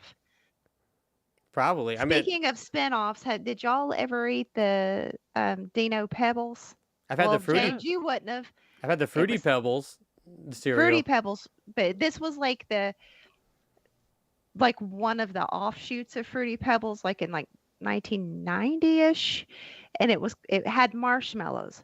I just wanted to let everybody know, if they're listening and you guys, that they have incorporated marshmallows back into Fruity Pebbles. That Oh. was my favorite thing, and they have incorporated them back into Fruity Pebbles, and you can buy them. They're not marketed as Dino Pebbles. They're just Fruity Pebbles with But marshmallows. in your heart, they're Dino Pebbles. They're Dino fucking Pebbles. Dino Pebbles all the way. Do you know, it's like I haven't had a good, like, just a good bowl of like super sugary cereal in forever. And I can't remember, like, for me, I think I was always a Cocoa Pebbles guy because I just like chocolate more. But we always had both in the house. We always had both. We did in the too. house. We Yeah. may have had like one extra. Yeah, Fruity box of Pebbles is Cocoa. like a top cereal, man. Like those are just like, Superb. if you put Cocoa Pebbles or Fruity Pebbles, put them on a donut or something, incredible. Oh the my best. God. I actually just had a Fruity Pebbles donut not too long ago because this place just had one. So I was like, "Fuck, I haven't seen that in forever." Okay, so, and not to turn everything into like diet talk, but I'd been fiending for something sweet, like something to take me back, right? It's just a reminder. So Jen got flavored rice cakes, right? She first got the caramel batch, unreal. I go to Kroger a day later because I was like, we're gonna eat through all of these fucking things. I found that they had chocolate coated rice cakes there, and the calorie count was only 10 higher. And I was like, fuck this, I'm getting these. It's only 10. So Might as well. Only 10 more. It's only 10 more for the same size thing. Anyway, get it home, crack that bastard open, and I swear to God, whatever book you want me to put a hand on, it tastes like Cocoa Pebbles. And I sat there and I just nibbled that little bitch, and I just fucking just nibbled. Right, because nibbled, it's like a nibbled. rice cake with the chocolate on it. Yeah, that makes a lot of Oh. sense. Yeah. It felt like heaven. It Was was it so good. Quaker? Yes. Okay. Nice. It's I'm on the, it. It's the Quaker ones that they have there. They're so good. And then Jen started making these like little peanut butter treats because we get this PB powder. So you take like 13 grams of the PB powder, you mix in some water, you spread that on a rice cake, and then you add 6 grams of dark chocolate chips. The ones that are Oh, like damn. 76% chocolate. And then where are you at with calorie count? Do we On that one, you add a sprinkle of salt on the top of it for that treat, the 13 grams and the thing. That is 100 and I want to say it's 150. Hell 150. yeah. And it's That the size- PB powder is the bomb. Like Yeah. when we're going into diet talk, but I Yes. mean 50 calories as opposed to 180. Come Yeah. on now. Yeah, and it tastes so good. Mm-hmm. It tastes so good. James, we're gonna get you fit, bro. You don't You know, the understand. other day the other day I spent $20 on 32 pieces of sushi.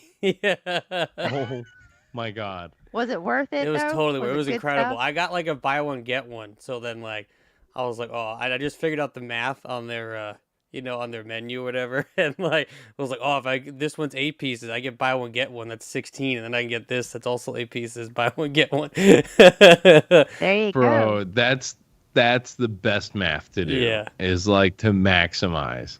So yeah, I had 32 pieces of sushi. That's awesome. That I would take it in a heartbeat.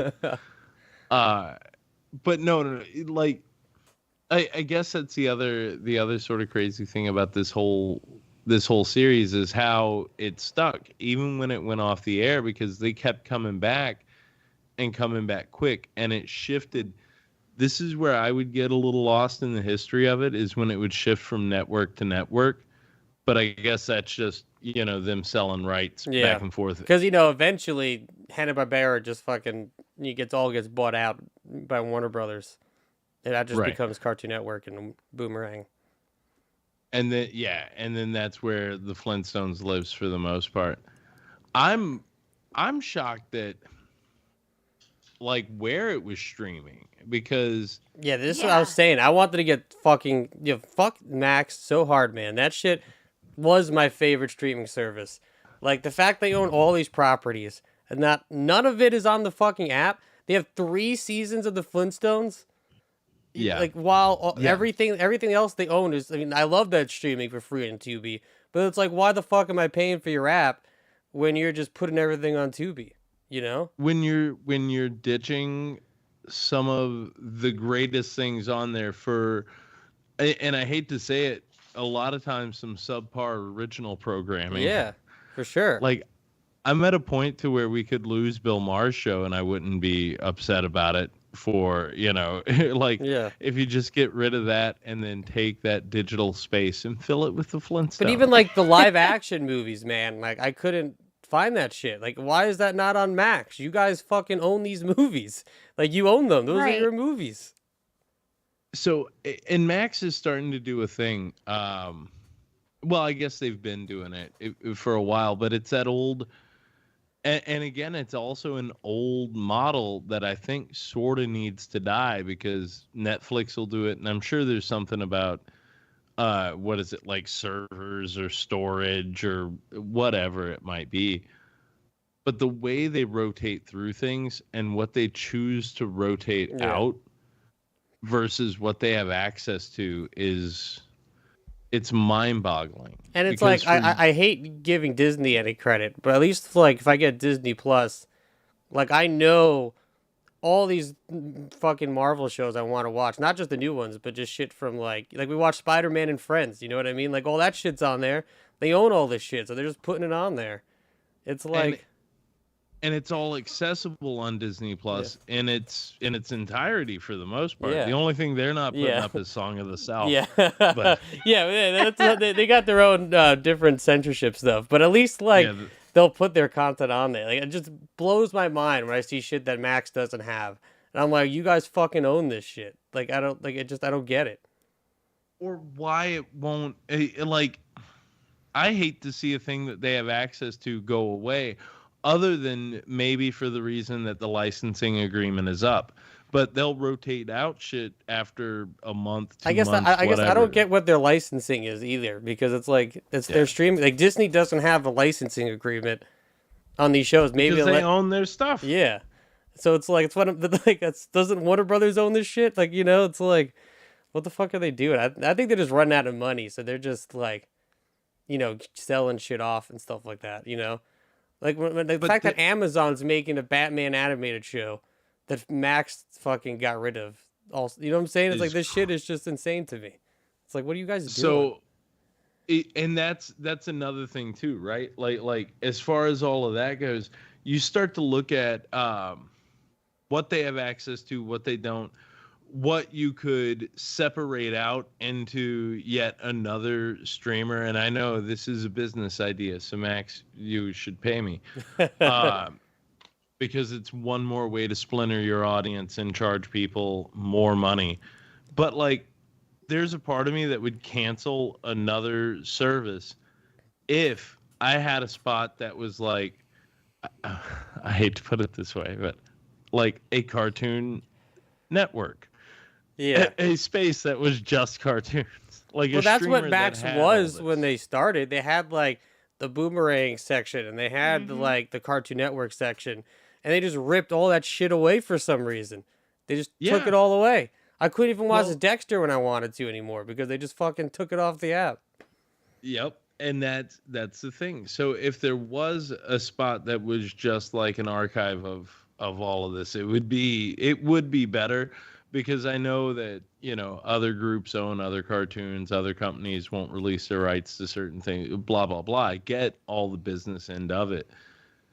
But like, just get me a streamer where I can watch all the old Nickelodeon stuff, all this old Flintstone stuff, all the old Cartoon Network, all in one spot. Maybe it's separated out. Would be like a Tubi for cartoons, a Tubi for animated stuff, and you know, they license from everybody And and what is put it? ads on it.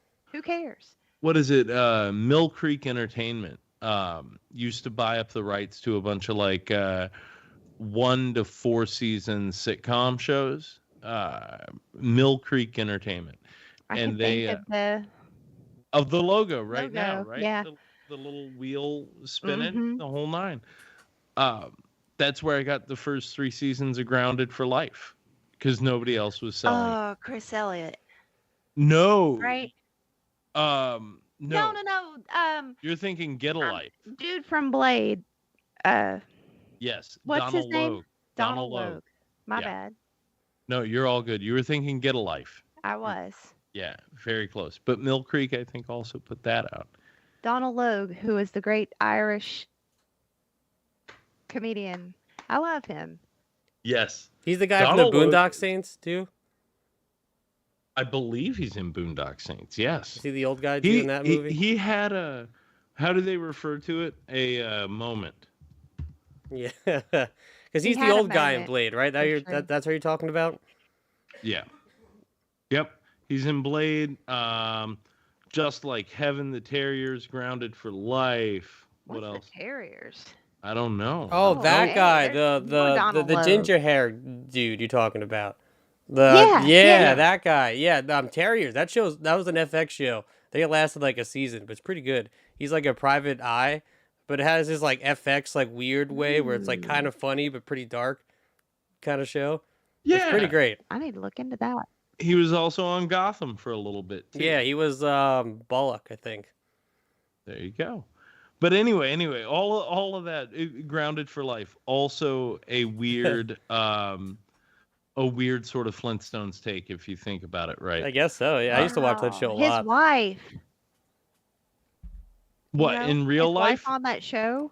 Oh my God, yes. So Yeah. that really is like a Flintstones pairing.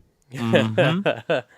Well, and that's King of Queens. Yeah. Is the same pair. No way. That's what I yeah, think yeah, mostly. straight up. I think of King of Queens Kevin when I look James at. Yeah. is Is Fred Flintstone. Fred Flintstone. Well, Kevin James So- wishes he was Flintstone. He was terrific at first. Yeah, I love King of Queens, but Kevin James as a whole. He has is a lot. yeah. So that's a whole thing too, right? Like, and I took a writing for TV class, and the guy was telling us, and it, in a way, it ruined TV for me for a little bit, and then in a way, it's only enhanced TV for me. But he literally like breaks it down to a point of, he's like, well, the Greeks will tell you this, and he's like, there's a reason we still say it, is because it was true. There are only X amount of stories that you can tell. I think it's like 7 types of stories. He says you can have other types interwoven in with those, sure, but these are going to be at the core of every story.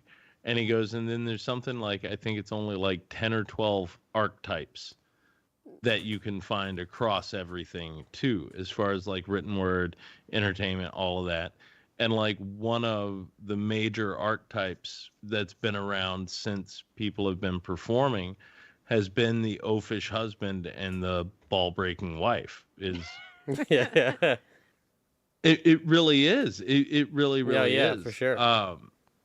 And I think that's why these stories sort of resonate with the audience the way they do. I think it's why you can still sell vitamins with Fred Flintstone on it for 60 years. You know what I mean? Yeah. Like, yeah, that's got to be the only reason. Well, I do want to get into too, like how the weird shit that they started doing with the Flintstones, because as time progressed, right? They like Bam Bam and Pebbles got older, they got married, they had their own little movies with kids, but then you get to like a certain point where it's like 2001, and I watched it today because apparently it's only aired once. There's no home release. And you can't. It's like I found on Internet Archive. Thank God someone uploaded it. But it's called Flintstones on the Rocks. It was made in 2001. It's a short movie, I guess, as a pitch for a pilot, and it is rough to watch. But the animation style is like, it looks like Dexter. It looks like Powerpuff. It was like that era of anime, and it also was made for adults again.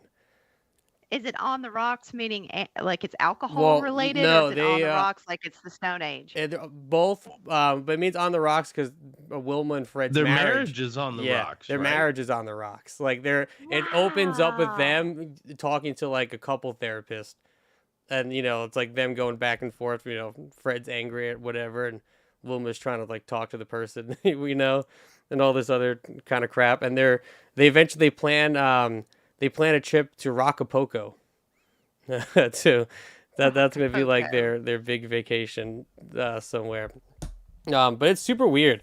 Honestly, like it was not very good, and I can see why it didn't make it. But it's horny too. There's like, Wilma's trying to like keep the marriage like afloat, and there's like a whole scene where she pops out with like her hair down and like a bikini, and the shot like starts from her feet all the way up to like her face, and then Fred's just like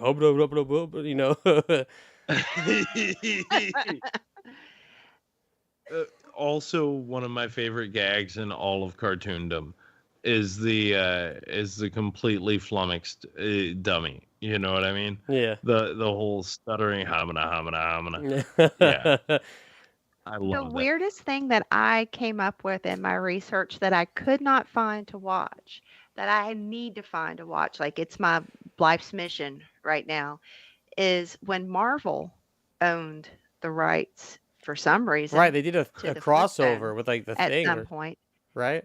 They had that Fred and Barney meet the thing, and it was an hour long. Damn, I should have watched that. I didn't Each even- episode, and it was some way to incorporate the new Fred and Barney show with Yeah. Marvel with Fantastic Four, and I can't find it anywhere to watch. Only if there was a streaming service that owned all these rights that they could put it on. Right? Do you know what I mean? There are people who'd pay. There are people who would pay. I would We cancel talk about another it one just for that. Because that Fred and Barney show is supposed to be weird. It's like them actually like now like totally breaks reality. And it's like them just fighting weird monsters pretty much every week. That'd be so fucking cool, though. Yeah. With their caveman weapons Yeah. and their caveman technology. I know, like the thing I saw, the one video I watched talked about, it was like, yeah, that they meet Frankenstone and Rockula. And Rockula. And they go to Rockylvania or something like that. So in all of those things, this is also why I think the Flintstones can never truly die. Why I think they could create content for a million years. Rock puns are so much fun. Yeah. And Chili they're Beans never-ending. kept trying to make erection be a thing. He kept Oh. every time I was watching it, he kept bringing it up. Who was? Chili Beans. He just kept bringing up erection. He has an erection. Yeah. It's time for one of you to make a Stone Age porn. Oh my It's God. got to exist. I mean, I'm sure there's some Flintstones porn out there for sure. I listen if you're asking for it. But the other weird thing though is after Flintstones on the rocks, when that bombed horribly, they didn't make any other Flintstones until 2015, which is a crossover movie with the WWE. And I watched it today just because I don't know. I feel like I needed to watch it for the show. And How it was is it? it's awful, and it's so fucking. It's actually like I didn't hate it because it's so fucking dumb that like I kind of like came around halfway through it and was like kind of laughing at it. But it's so fucking weird, and the fact that it like that's their Flintstones' big comeback was we're gonna do this crossover. It had John Cena Stone, the CM Punk Rock. Could you see him? Yeah. It'd be great if you couldn't. And CM Punk, is that what you said? Yeah, CM Punk Rock is in it. CM Punk Rock. The Undertaker is in it. Mark Henry is in it. Daniel Bryan is in it, and the Bella Twins are in it.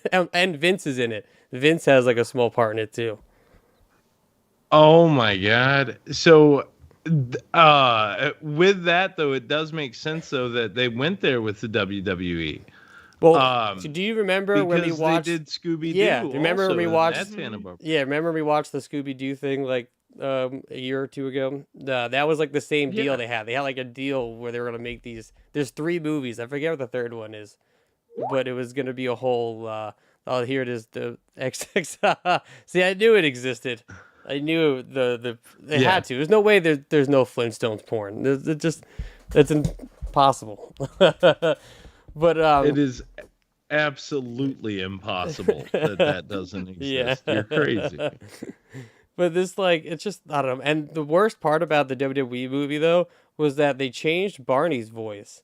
And, like, because everyone kind of sounds similar, but Barney, for some reason, they gave him, like, a high-pitched voice. Like, he still says things in the same kind of reflection, but instead of being like, oh, hey, Fred, how you doing? You know, it's more like, hey, Fred. It's like, his voice is, like, up, and it's so fucking cringy.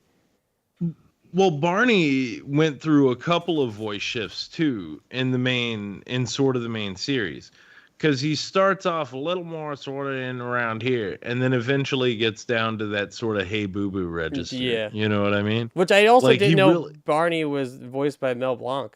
Yep. But that was a huge find. I was like, damn, I didn't know that guy because I knew he was Bugs, you know, but I didn't realize he played this other complete iconic character as well. Mel Blanc is so many voices you don't even know. Mm-hmm. Yeah, It's, I it's also saw him he was- and then years later Billy West. Oh, Billy West wow. and maybe is it John probably over Billy West as being in everything. Yeah, I mean, yeah, because I mean, look at today. I And mean, yeah, he's in everything. Yeah. But like as you go through, so nothing else until 2015, but still the Flintstones are everywhere every day, and it's like a license to print money. Yeah, I mean, because who still doesn't know who the Flintstones are? You know what I mean? Even like Everybody my does. own my brother, who's like basically 10 years younger than me, would knows who the Flintstones are. You know, and also then my Yeah. grandmother knows who the Flintstones are. You know, there's really not many things that have that kind of legs to them, that crossover. No, that level of staying power is something you really don't see. You might Like- see in a character, but from like a six season TV show, and like I saw the live action movies in the theater, like at least the first one I saw in the theater. The second one I didn't see. I don't in the think anyone theater. really I saw got- the second one. If you look at that No. box office numbers, Oof, Viva Rock Vegas, Yeah. not so much. I do love that name though. It's a good name, but that's also sort of the thing though. When I watched the first movie and it's Rick Moranis, you know, Yeah. you're like, that's a good Barney. Rick you know? Moranis and John Goodwin. That's like that. I hope that they got an award just for that casting. Elizabeth Perkins Yeah. as Wilma, and then that one lady as Betty. And And Cal McLaughlin. yeah, I was gonna say As a new you're character. you're Bad Twin guy. Peak guy. He's the villain of the whole movie. But There's our Twin Peaks tie-in. There, listen, it all comes now, full circle. did you see the cast for the second movie? Because they've completely reboot the entire cast, and it's Yeah. like it's pretty bad. It's one of the Baldwins. I never saw it either, but I know one of you're the right, Baldwin the name brothers. is pretty great. The title. Like Stephen Baldwin as Barney, though. Yeah. No, no. Fucking what's The- her face from 30 Rock is Betty. Actually, I do like her better. Jane, that's Jane Yeah. Krasinski or whatever. yeah. I like her so much better than Rosie O'Donnell for a Betty. Like I really do. Did she look better as Betty? 'Cause I don't remember Oh. the second movie as much. You know who would be a good Betty though, bro? For real. And this is no fooling. Kate McCutcheon. The dark-headed girl from Oates, from not Hall and Oates, from Garfunkel and Oates. Kate McCutcheon I don't from even know. Garfunkel and Oates. All right. I can't even think. Who No, that is. you've seen this woman. I know you've seen her 1,000 times. She's in a ton of stuff. Super funny. Got the right voice. Got the right look. She's buddies with Audrey. What's her name? Aubrey Plaza. Hang Yeah, on. you can send Send a photo for that. But I mean, the live first it's live Kate Micucci. It's Kate Micucci. Kate Makuchi. I was like, that last name's pretty badass. Like, it's not even real. Oh, this Yeah. chick. I know who you're talking about. Yeah, she would be pretty Yeah. awesome. She would make a great Betty. Yeah.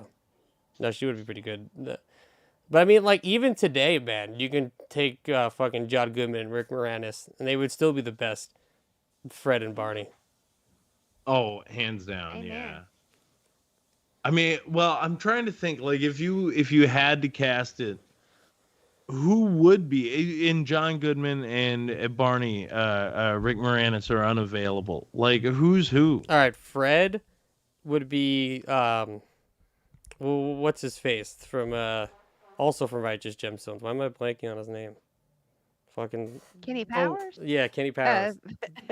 Whatever the fuck. Danny McBride. Danny McBride. Yeah. God, Okay. I would die for a southern accent on Fred Flintstone. Okay, then look.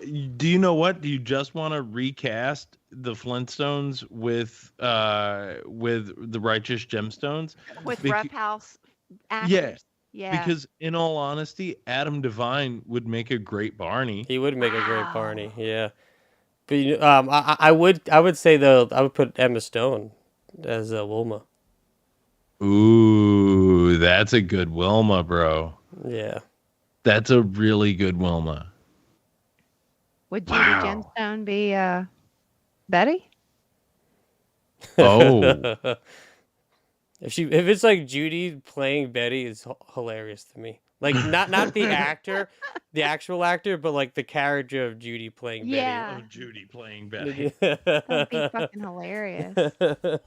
Oh my god! And then you make it like to give it a little bit of spin, and because out of that, depending on what circles you run in, Emma Stone arguably has the biggest star power. Out of all of that, you could make it a Wilma story, and you give Fred and Barney the B story, and then maybe John Goodman shows up as like the head water buffalo guy, or maybe he's like Mr. Slade or something. Is how he shows up. That's what I want to see. I want to see the other. We keep talking about the Ophi husband and then the ball busting wife. What if it was like we get that same dynamic, but you get to see in the wife's perspective dealing with this dopey husband that's fucking up her day constantly. Yeah. I'm here for it. Because I think that's a great sort of twist on perspective, because the idea is always, something impacts something else. How is this affecting her life, right? Yeah. Filmed in prehistoric South Carolina. Now, I would pay to see, though, Danny McBride deliver a Fred Flintstone speech. No, you just listen here, Wilma. You just listen here. I'm gonna fucking tell you, I'm out there, break fucking rocks all fucking day. Goddamn. Blisters on my toes. Fucking dinosaur taking a shit behind me every day. You ever seen a dinosaur take a shit? Yeah, I can hear it. I can hear it. It would be the greatest Flintstones ever. the That modern, would be the greatest film of 2024. Wow. the modern Southern Stone Age family. Now, They've got like broken down cars in the front yard and stuff, and they're just stone. it's just rocks, Oh. just chilling there. No, but I want to see. Can I wait real quick? The one Flintstones gag that I want to see that I don't think exists in any of the media yet are prehistoric hippies just smacking each other in the face with green rocks and calling that getting stoned. oh, They that's just throw Oh, smart. giant see what green you That's rocks did. smart. at each other. that's good. That's good. I like that. Let's Yeah. call it Max. What it Write could- that into your Stone Age porn. It could be like the public service announcement ending. It could be a very special episode of the Flintstones where it's like, look at these dummies out in the park. All they do is sit there all day and get stoned, and it's just two guys smacking themselves in the head with a rock. God damn it! I should have been writing for the Flintstones. They're like, "Are man. you feeling Come it on. yet, man?" No, not yet, man. And they're just Right. We'll take another hit. Bam. Little harder. And he keeps smacking himself in the head. now. That's awesome. They did try to bring back the Flintstones, I guess, sometime in 2011 or 12 with Seth MacFarlane, which apparently got as far as they bought it, and then Fox hated the scripts and then canceled everything. But that would have been an The interesting. thought of that makes me want to jump off the roof of the house. Especially it was like 2011 Seth MacFarlane, so it's still pre-Ted. So I don't. It's weird. It's like I honestly I kind of want to see it, just to see it.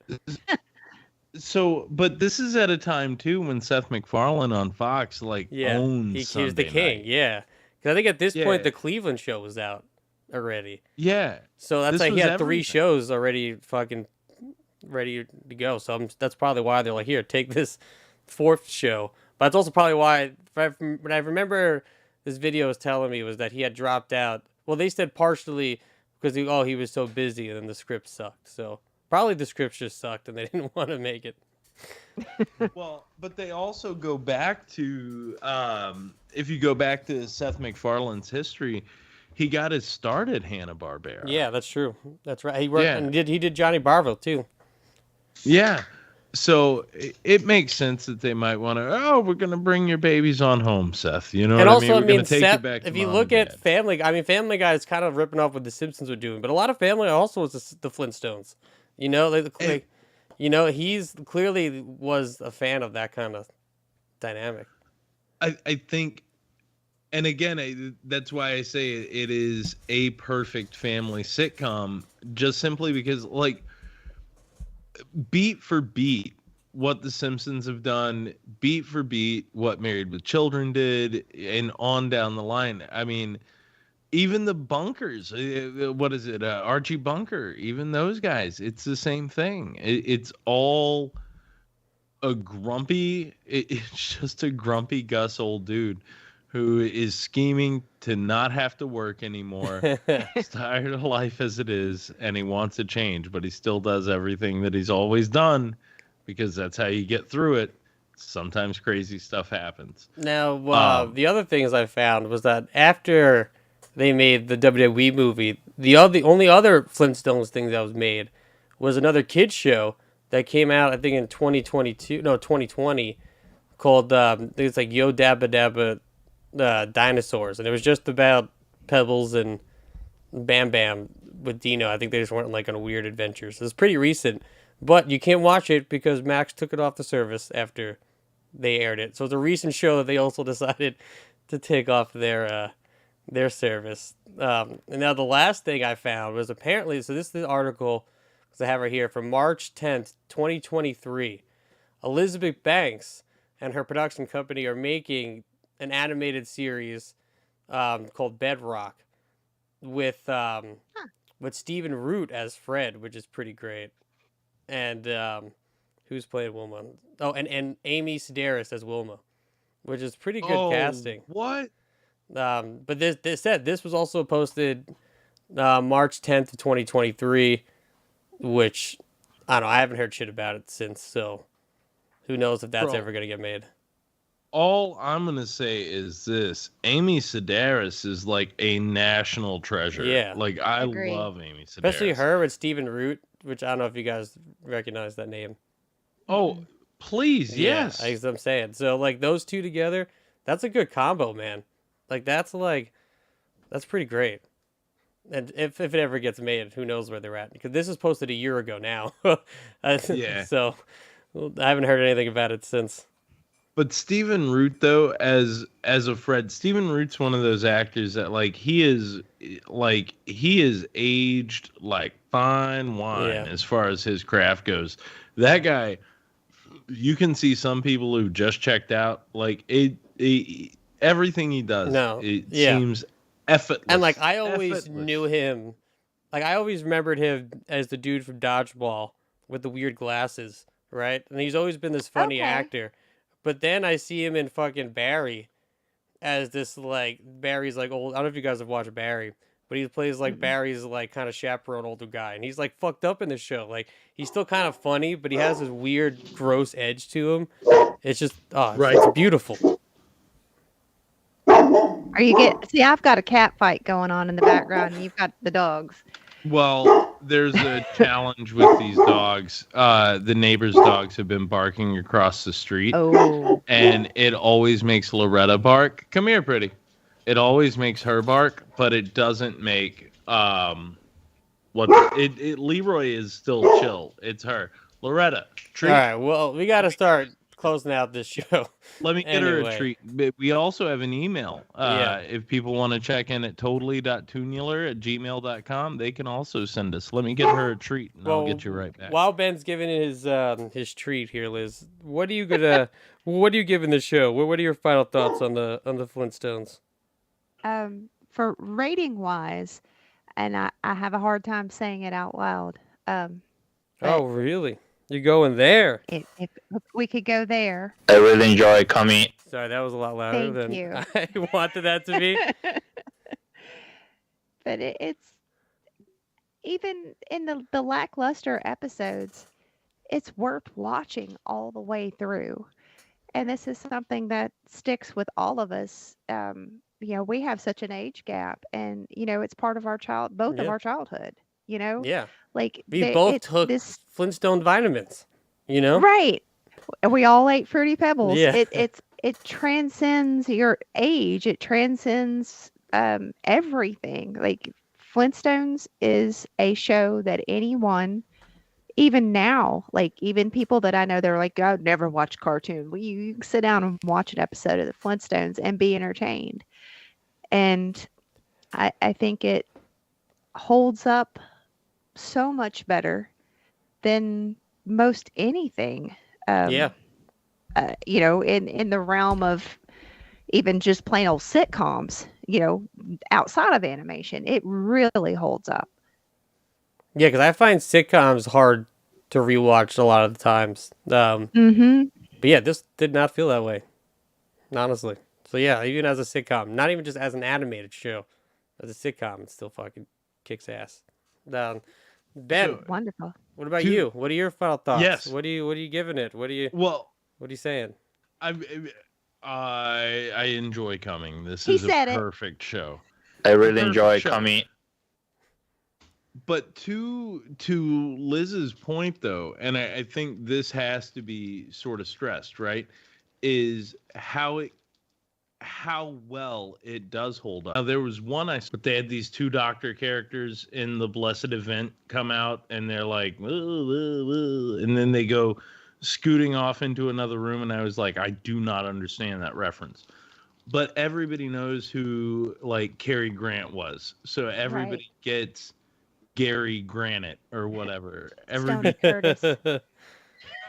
Everybody gets that. Even kids nowadays get that those are the stars and they're making puns. Everybody gets a pun. So because it doesn't age itself that way, I think that's why it still plays. That's kind of an ironic think saying that's why too, it's saying how it doesn't age itself. It's kind of ironic because Yeah. they're in the Stone Age. Because it's in the Stone Age. Exactly. It's perfect. It is absolutely perfect. I think it's weird because I'm also like, I'm at an age where I remember watching this. It's been around my entire life. So I don't know a world without the Flintstones. And I don't want to know a world For without reals. the Flintstones. Yeah. Like, what is the world without Flintstones? Right? It doesn't exist. It's not a thing. So yeah, a great show. Absolutely worth a watch. I put it on with the intent of skipping around, and then I just found myself like, oh, there were 14 episodes of season 1 I just watched all day. Binged all, just put it on. I was going to skip around, do some stuff. But it's a thing where you can, and I think the longer episodes actually helped me in sort of keeping up with things this time around. Yeah, because we talk about all the time how much I love a lot of these old shows, but man, I fucking hate the 2 10-minute episodes. It gets like way too much to watch at once. And then this is perfection. Did you notice that the episodes were longer too, like 26 minutes? Yeah. Most of them are like that's because advertising time has become such a premium, right? So think about it. Now most shows on network television are between 20 minutes 30 seconds and 21 minutes and 30 seconds. That's interesting. So yeah. they're shaving another 5 minutes off your time to throw ads at you. And the last thing I'll say that this show did that I thought was exceptional. Okay.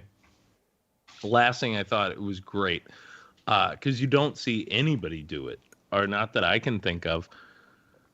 What they did was they would open. I'll tell you why. Because when they edited the show down for syndication, for me and you to watch as like little after school little baby boys, right? And Miss Liz is a little after school baby girl. You know what they did?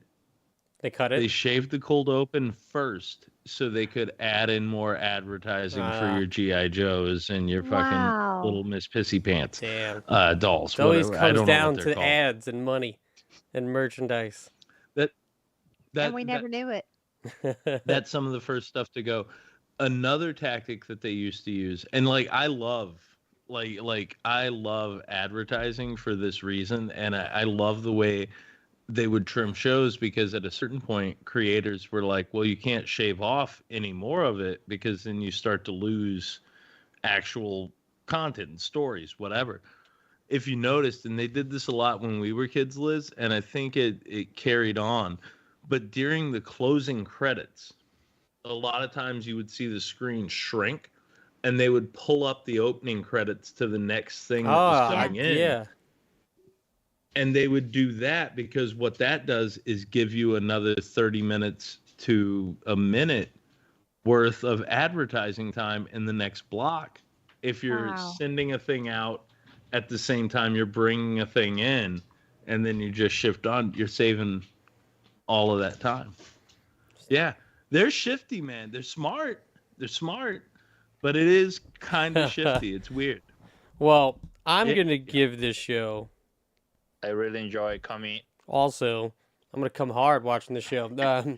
Because, yeah, I mean, I said I didn't, like, just like you're saying, Ben, I don't know what I expected, to be honest. Like, I just thought I would throw it on and kind of be like, whatever, and then watch all these kind of retrospective videos instead. But I just kept watching Flintstones, man. It brought me back. Because I said, it's been years since I watched the Flintstones, and it brought me just back to just hanging out, you know, watching shit on TV and the cartoons and just kind of just like laughing. And I don't know, it put me in this weird space of just like, I didn't care about anything else that's kind of happening. I was like, oh, the Flintstones is here and they're great. The and they're comforting. Flintstones is on. Yeah. It is one of those things, and maybe the both of you can just tell me I'm a lunatic and let it be that. It'll be fine. Or maybe I'll tell you that anyways. I know I am. It's okay. But in watching a thing like this, you know, there's all the other shows from our youth that we've been watching, but this is one of the few cartoons that I can think of, like, that easily full-blown transports you to, like, time and place. Do you know what I mean? Mm-hmm. Yeah, 100%. And you put it on, and it's like, even though Fred is constantly yelling, he's constantly upset. In the first 2.5, 3 seasons, the Rubbles are always poor. Even though everything is always bad, it's still a happy time. It's just people like living life. And I think it's because those stories, they start with a simple nugget that they can balloon into these fascinating experiences, these crazy wackadoo adventures over something so simple. Yeah. I think that's why it stands, and I think that's why it resonates with kids, adults, with anybody. Yeah, that's exactly how I feel watching it. And to Bergio, who just entered the chat, we did talk about the cigarette ads because we're 2 hours in and we're closing out. So we go back and listen to a half hour from now when we talked about it. But yeah, man, this is a perfect show. I mean, really, there's not many shows I'm going to say are perfect. Flintstones is the perfect show all the way through, all 6 seasons, and the movie. A+. Yeah. And you get to watch them grow up. Also, you keep watching it. Oh, sorry. Real quick to you, just a note. It looks like our YouTube may have frozen again. Oh no. Oh, weird, because Yeah. Virgil just fucking commented on it. But, all right. Oh, I just meant the image. But regardless of that, James, we do have an email this week. Friend of the show from the Horror Depot, Mr. Joshua Yeah, Dolan, Joshua has Dolan. rung in once again at totally.toonular@gmail.com. He says, "Can I just say the best quote ever in podcasting?" And it was from me. Pardon me. It was from me, so I'll get back to where I was then. We live in a world of adults, a world of grown-ass people. He says, and you say this on a cartoon podcast. Thanks for the girl pooping or not pooping. You rock. And that he thought initially, because I sent Joshua that video too. He thinks it's someone pooping. He thought when I first sent it to him that I actually caught a person shitting in my garbage cans, which I have not yet, and I didn't want to spoil the top of the show with this, but I did catch something also kind of crazy last night. Oh shit! On You the got it. camera. Damn, this is gonna be No, a new it's segment great. now, man. I'll end with this. What I caught last night blew my mind more than anything else I've seen, and it was as simple as a person coming in with no laundry, looking through every single machine like they were going to try and take something, and then when they couldn't find anything they wanted, they picked up a broom and a dustpan and started sweeping the floor, and then found a rag and started wiping down the equipment. My mind was blown. That is fucking weird. Wow, the cleaning bandit. Yeah, the cleaning bandit. I'm gonna have to, like, I'll send you guys a video because again, it's just wild. But that went on for like 2 hours. 2 hours. Well, we've been going on I for have it 2 all hours, so I Yeah. gotta wrap And this James, up. since you're cranky, since you're clearly cranky tonight, what is on the agenda for next week? So next week, man, it's gonna be a weird, fun episode because for one, we're not watching anything. Two, guess what? It is our 3-year anniversary of being totally Toonular. And normally when we do these things, it's like, oh, it's a year in review. You go back, listen to old episodes. But Liz, since you're like brand new, this year's changed a lot.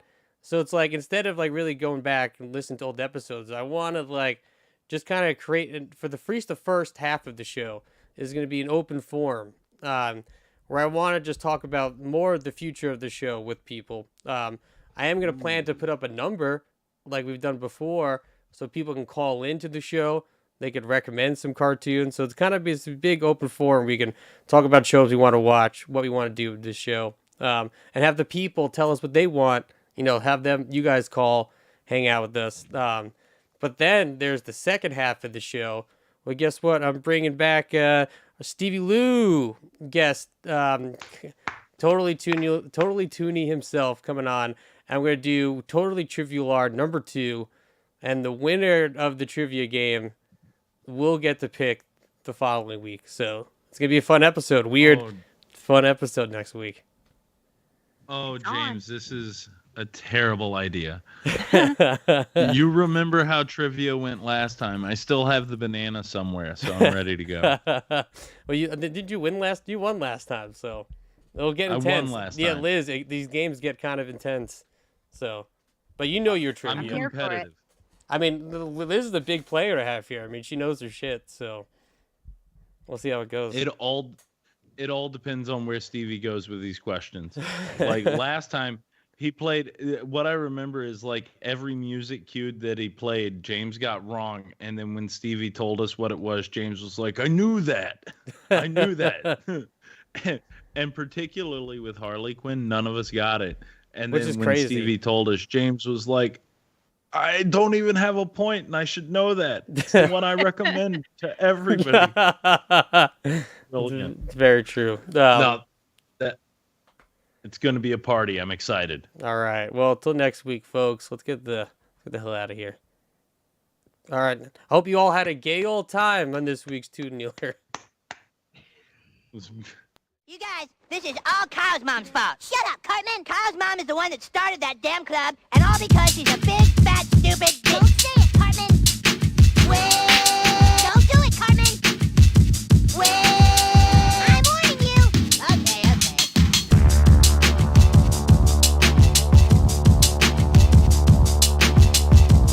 Hello, peasants. Want to kill all humans? We're there, dude.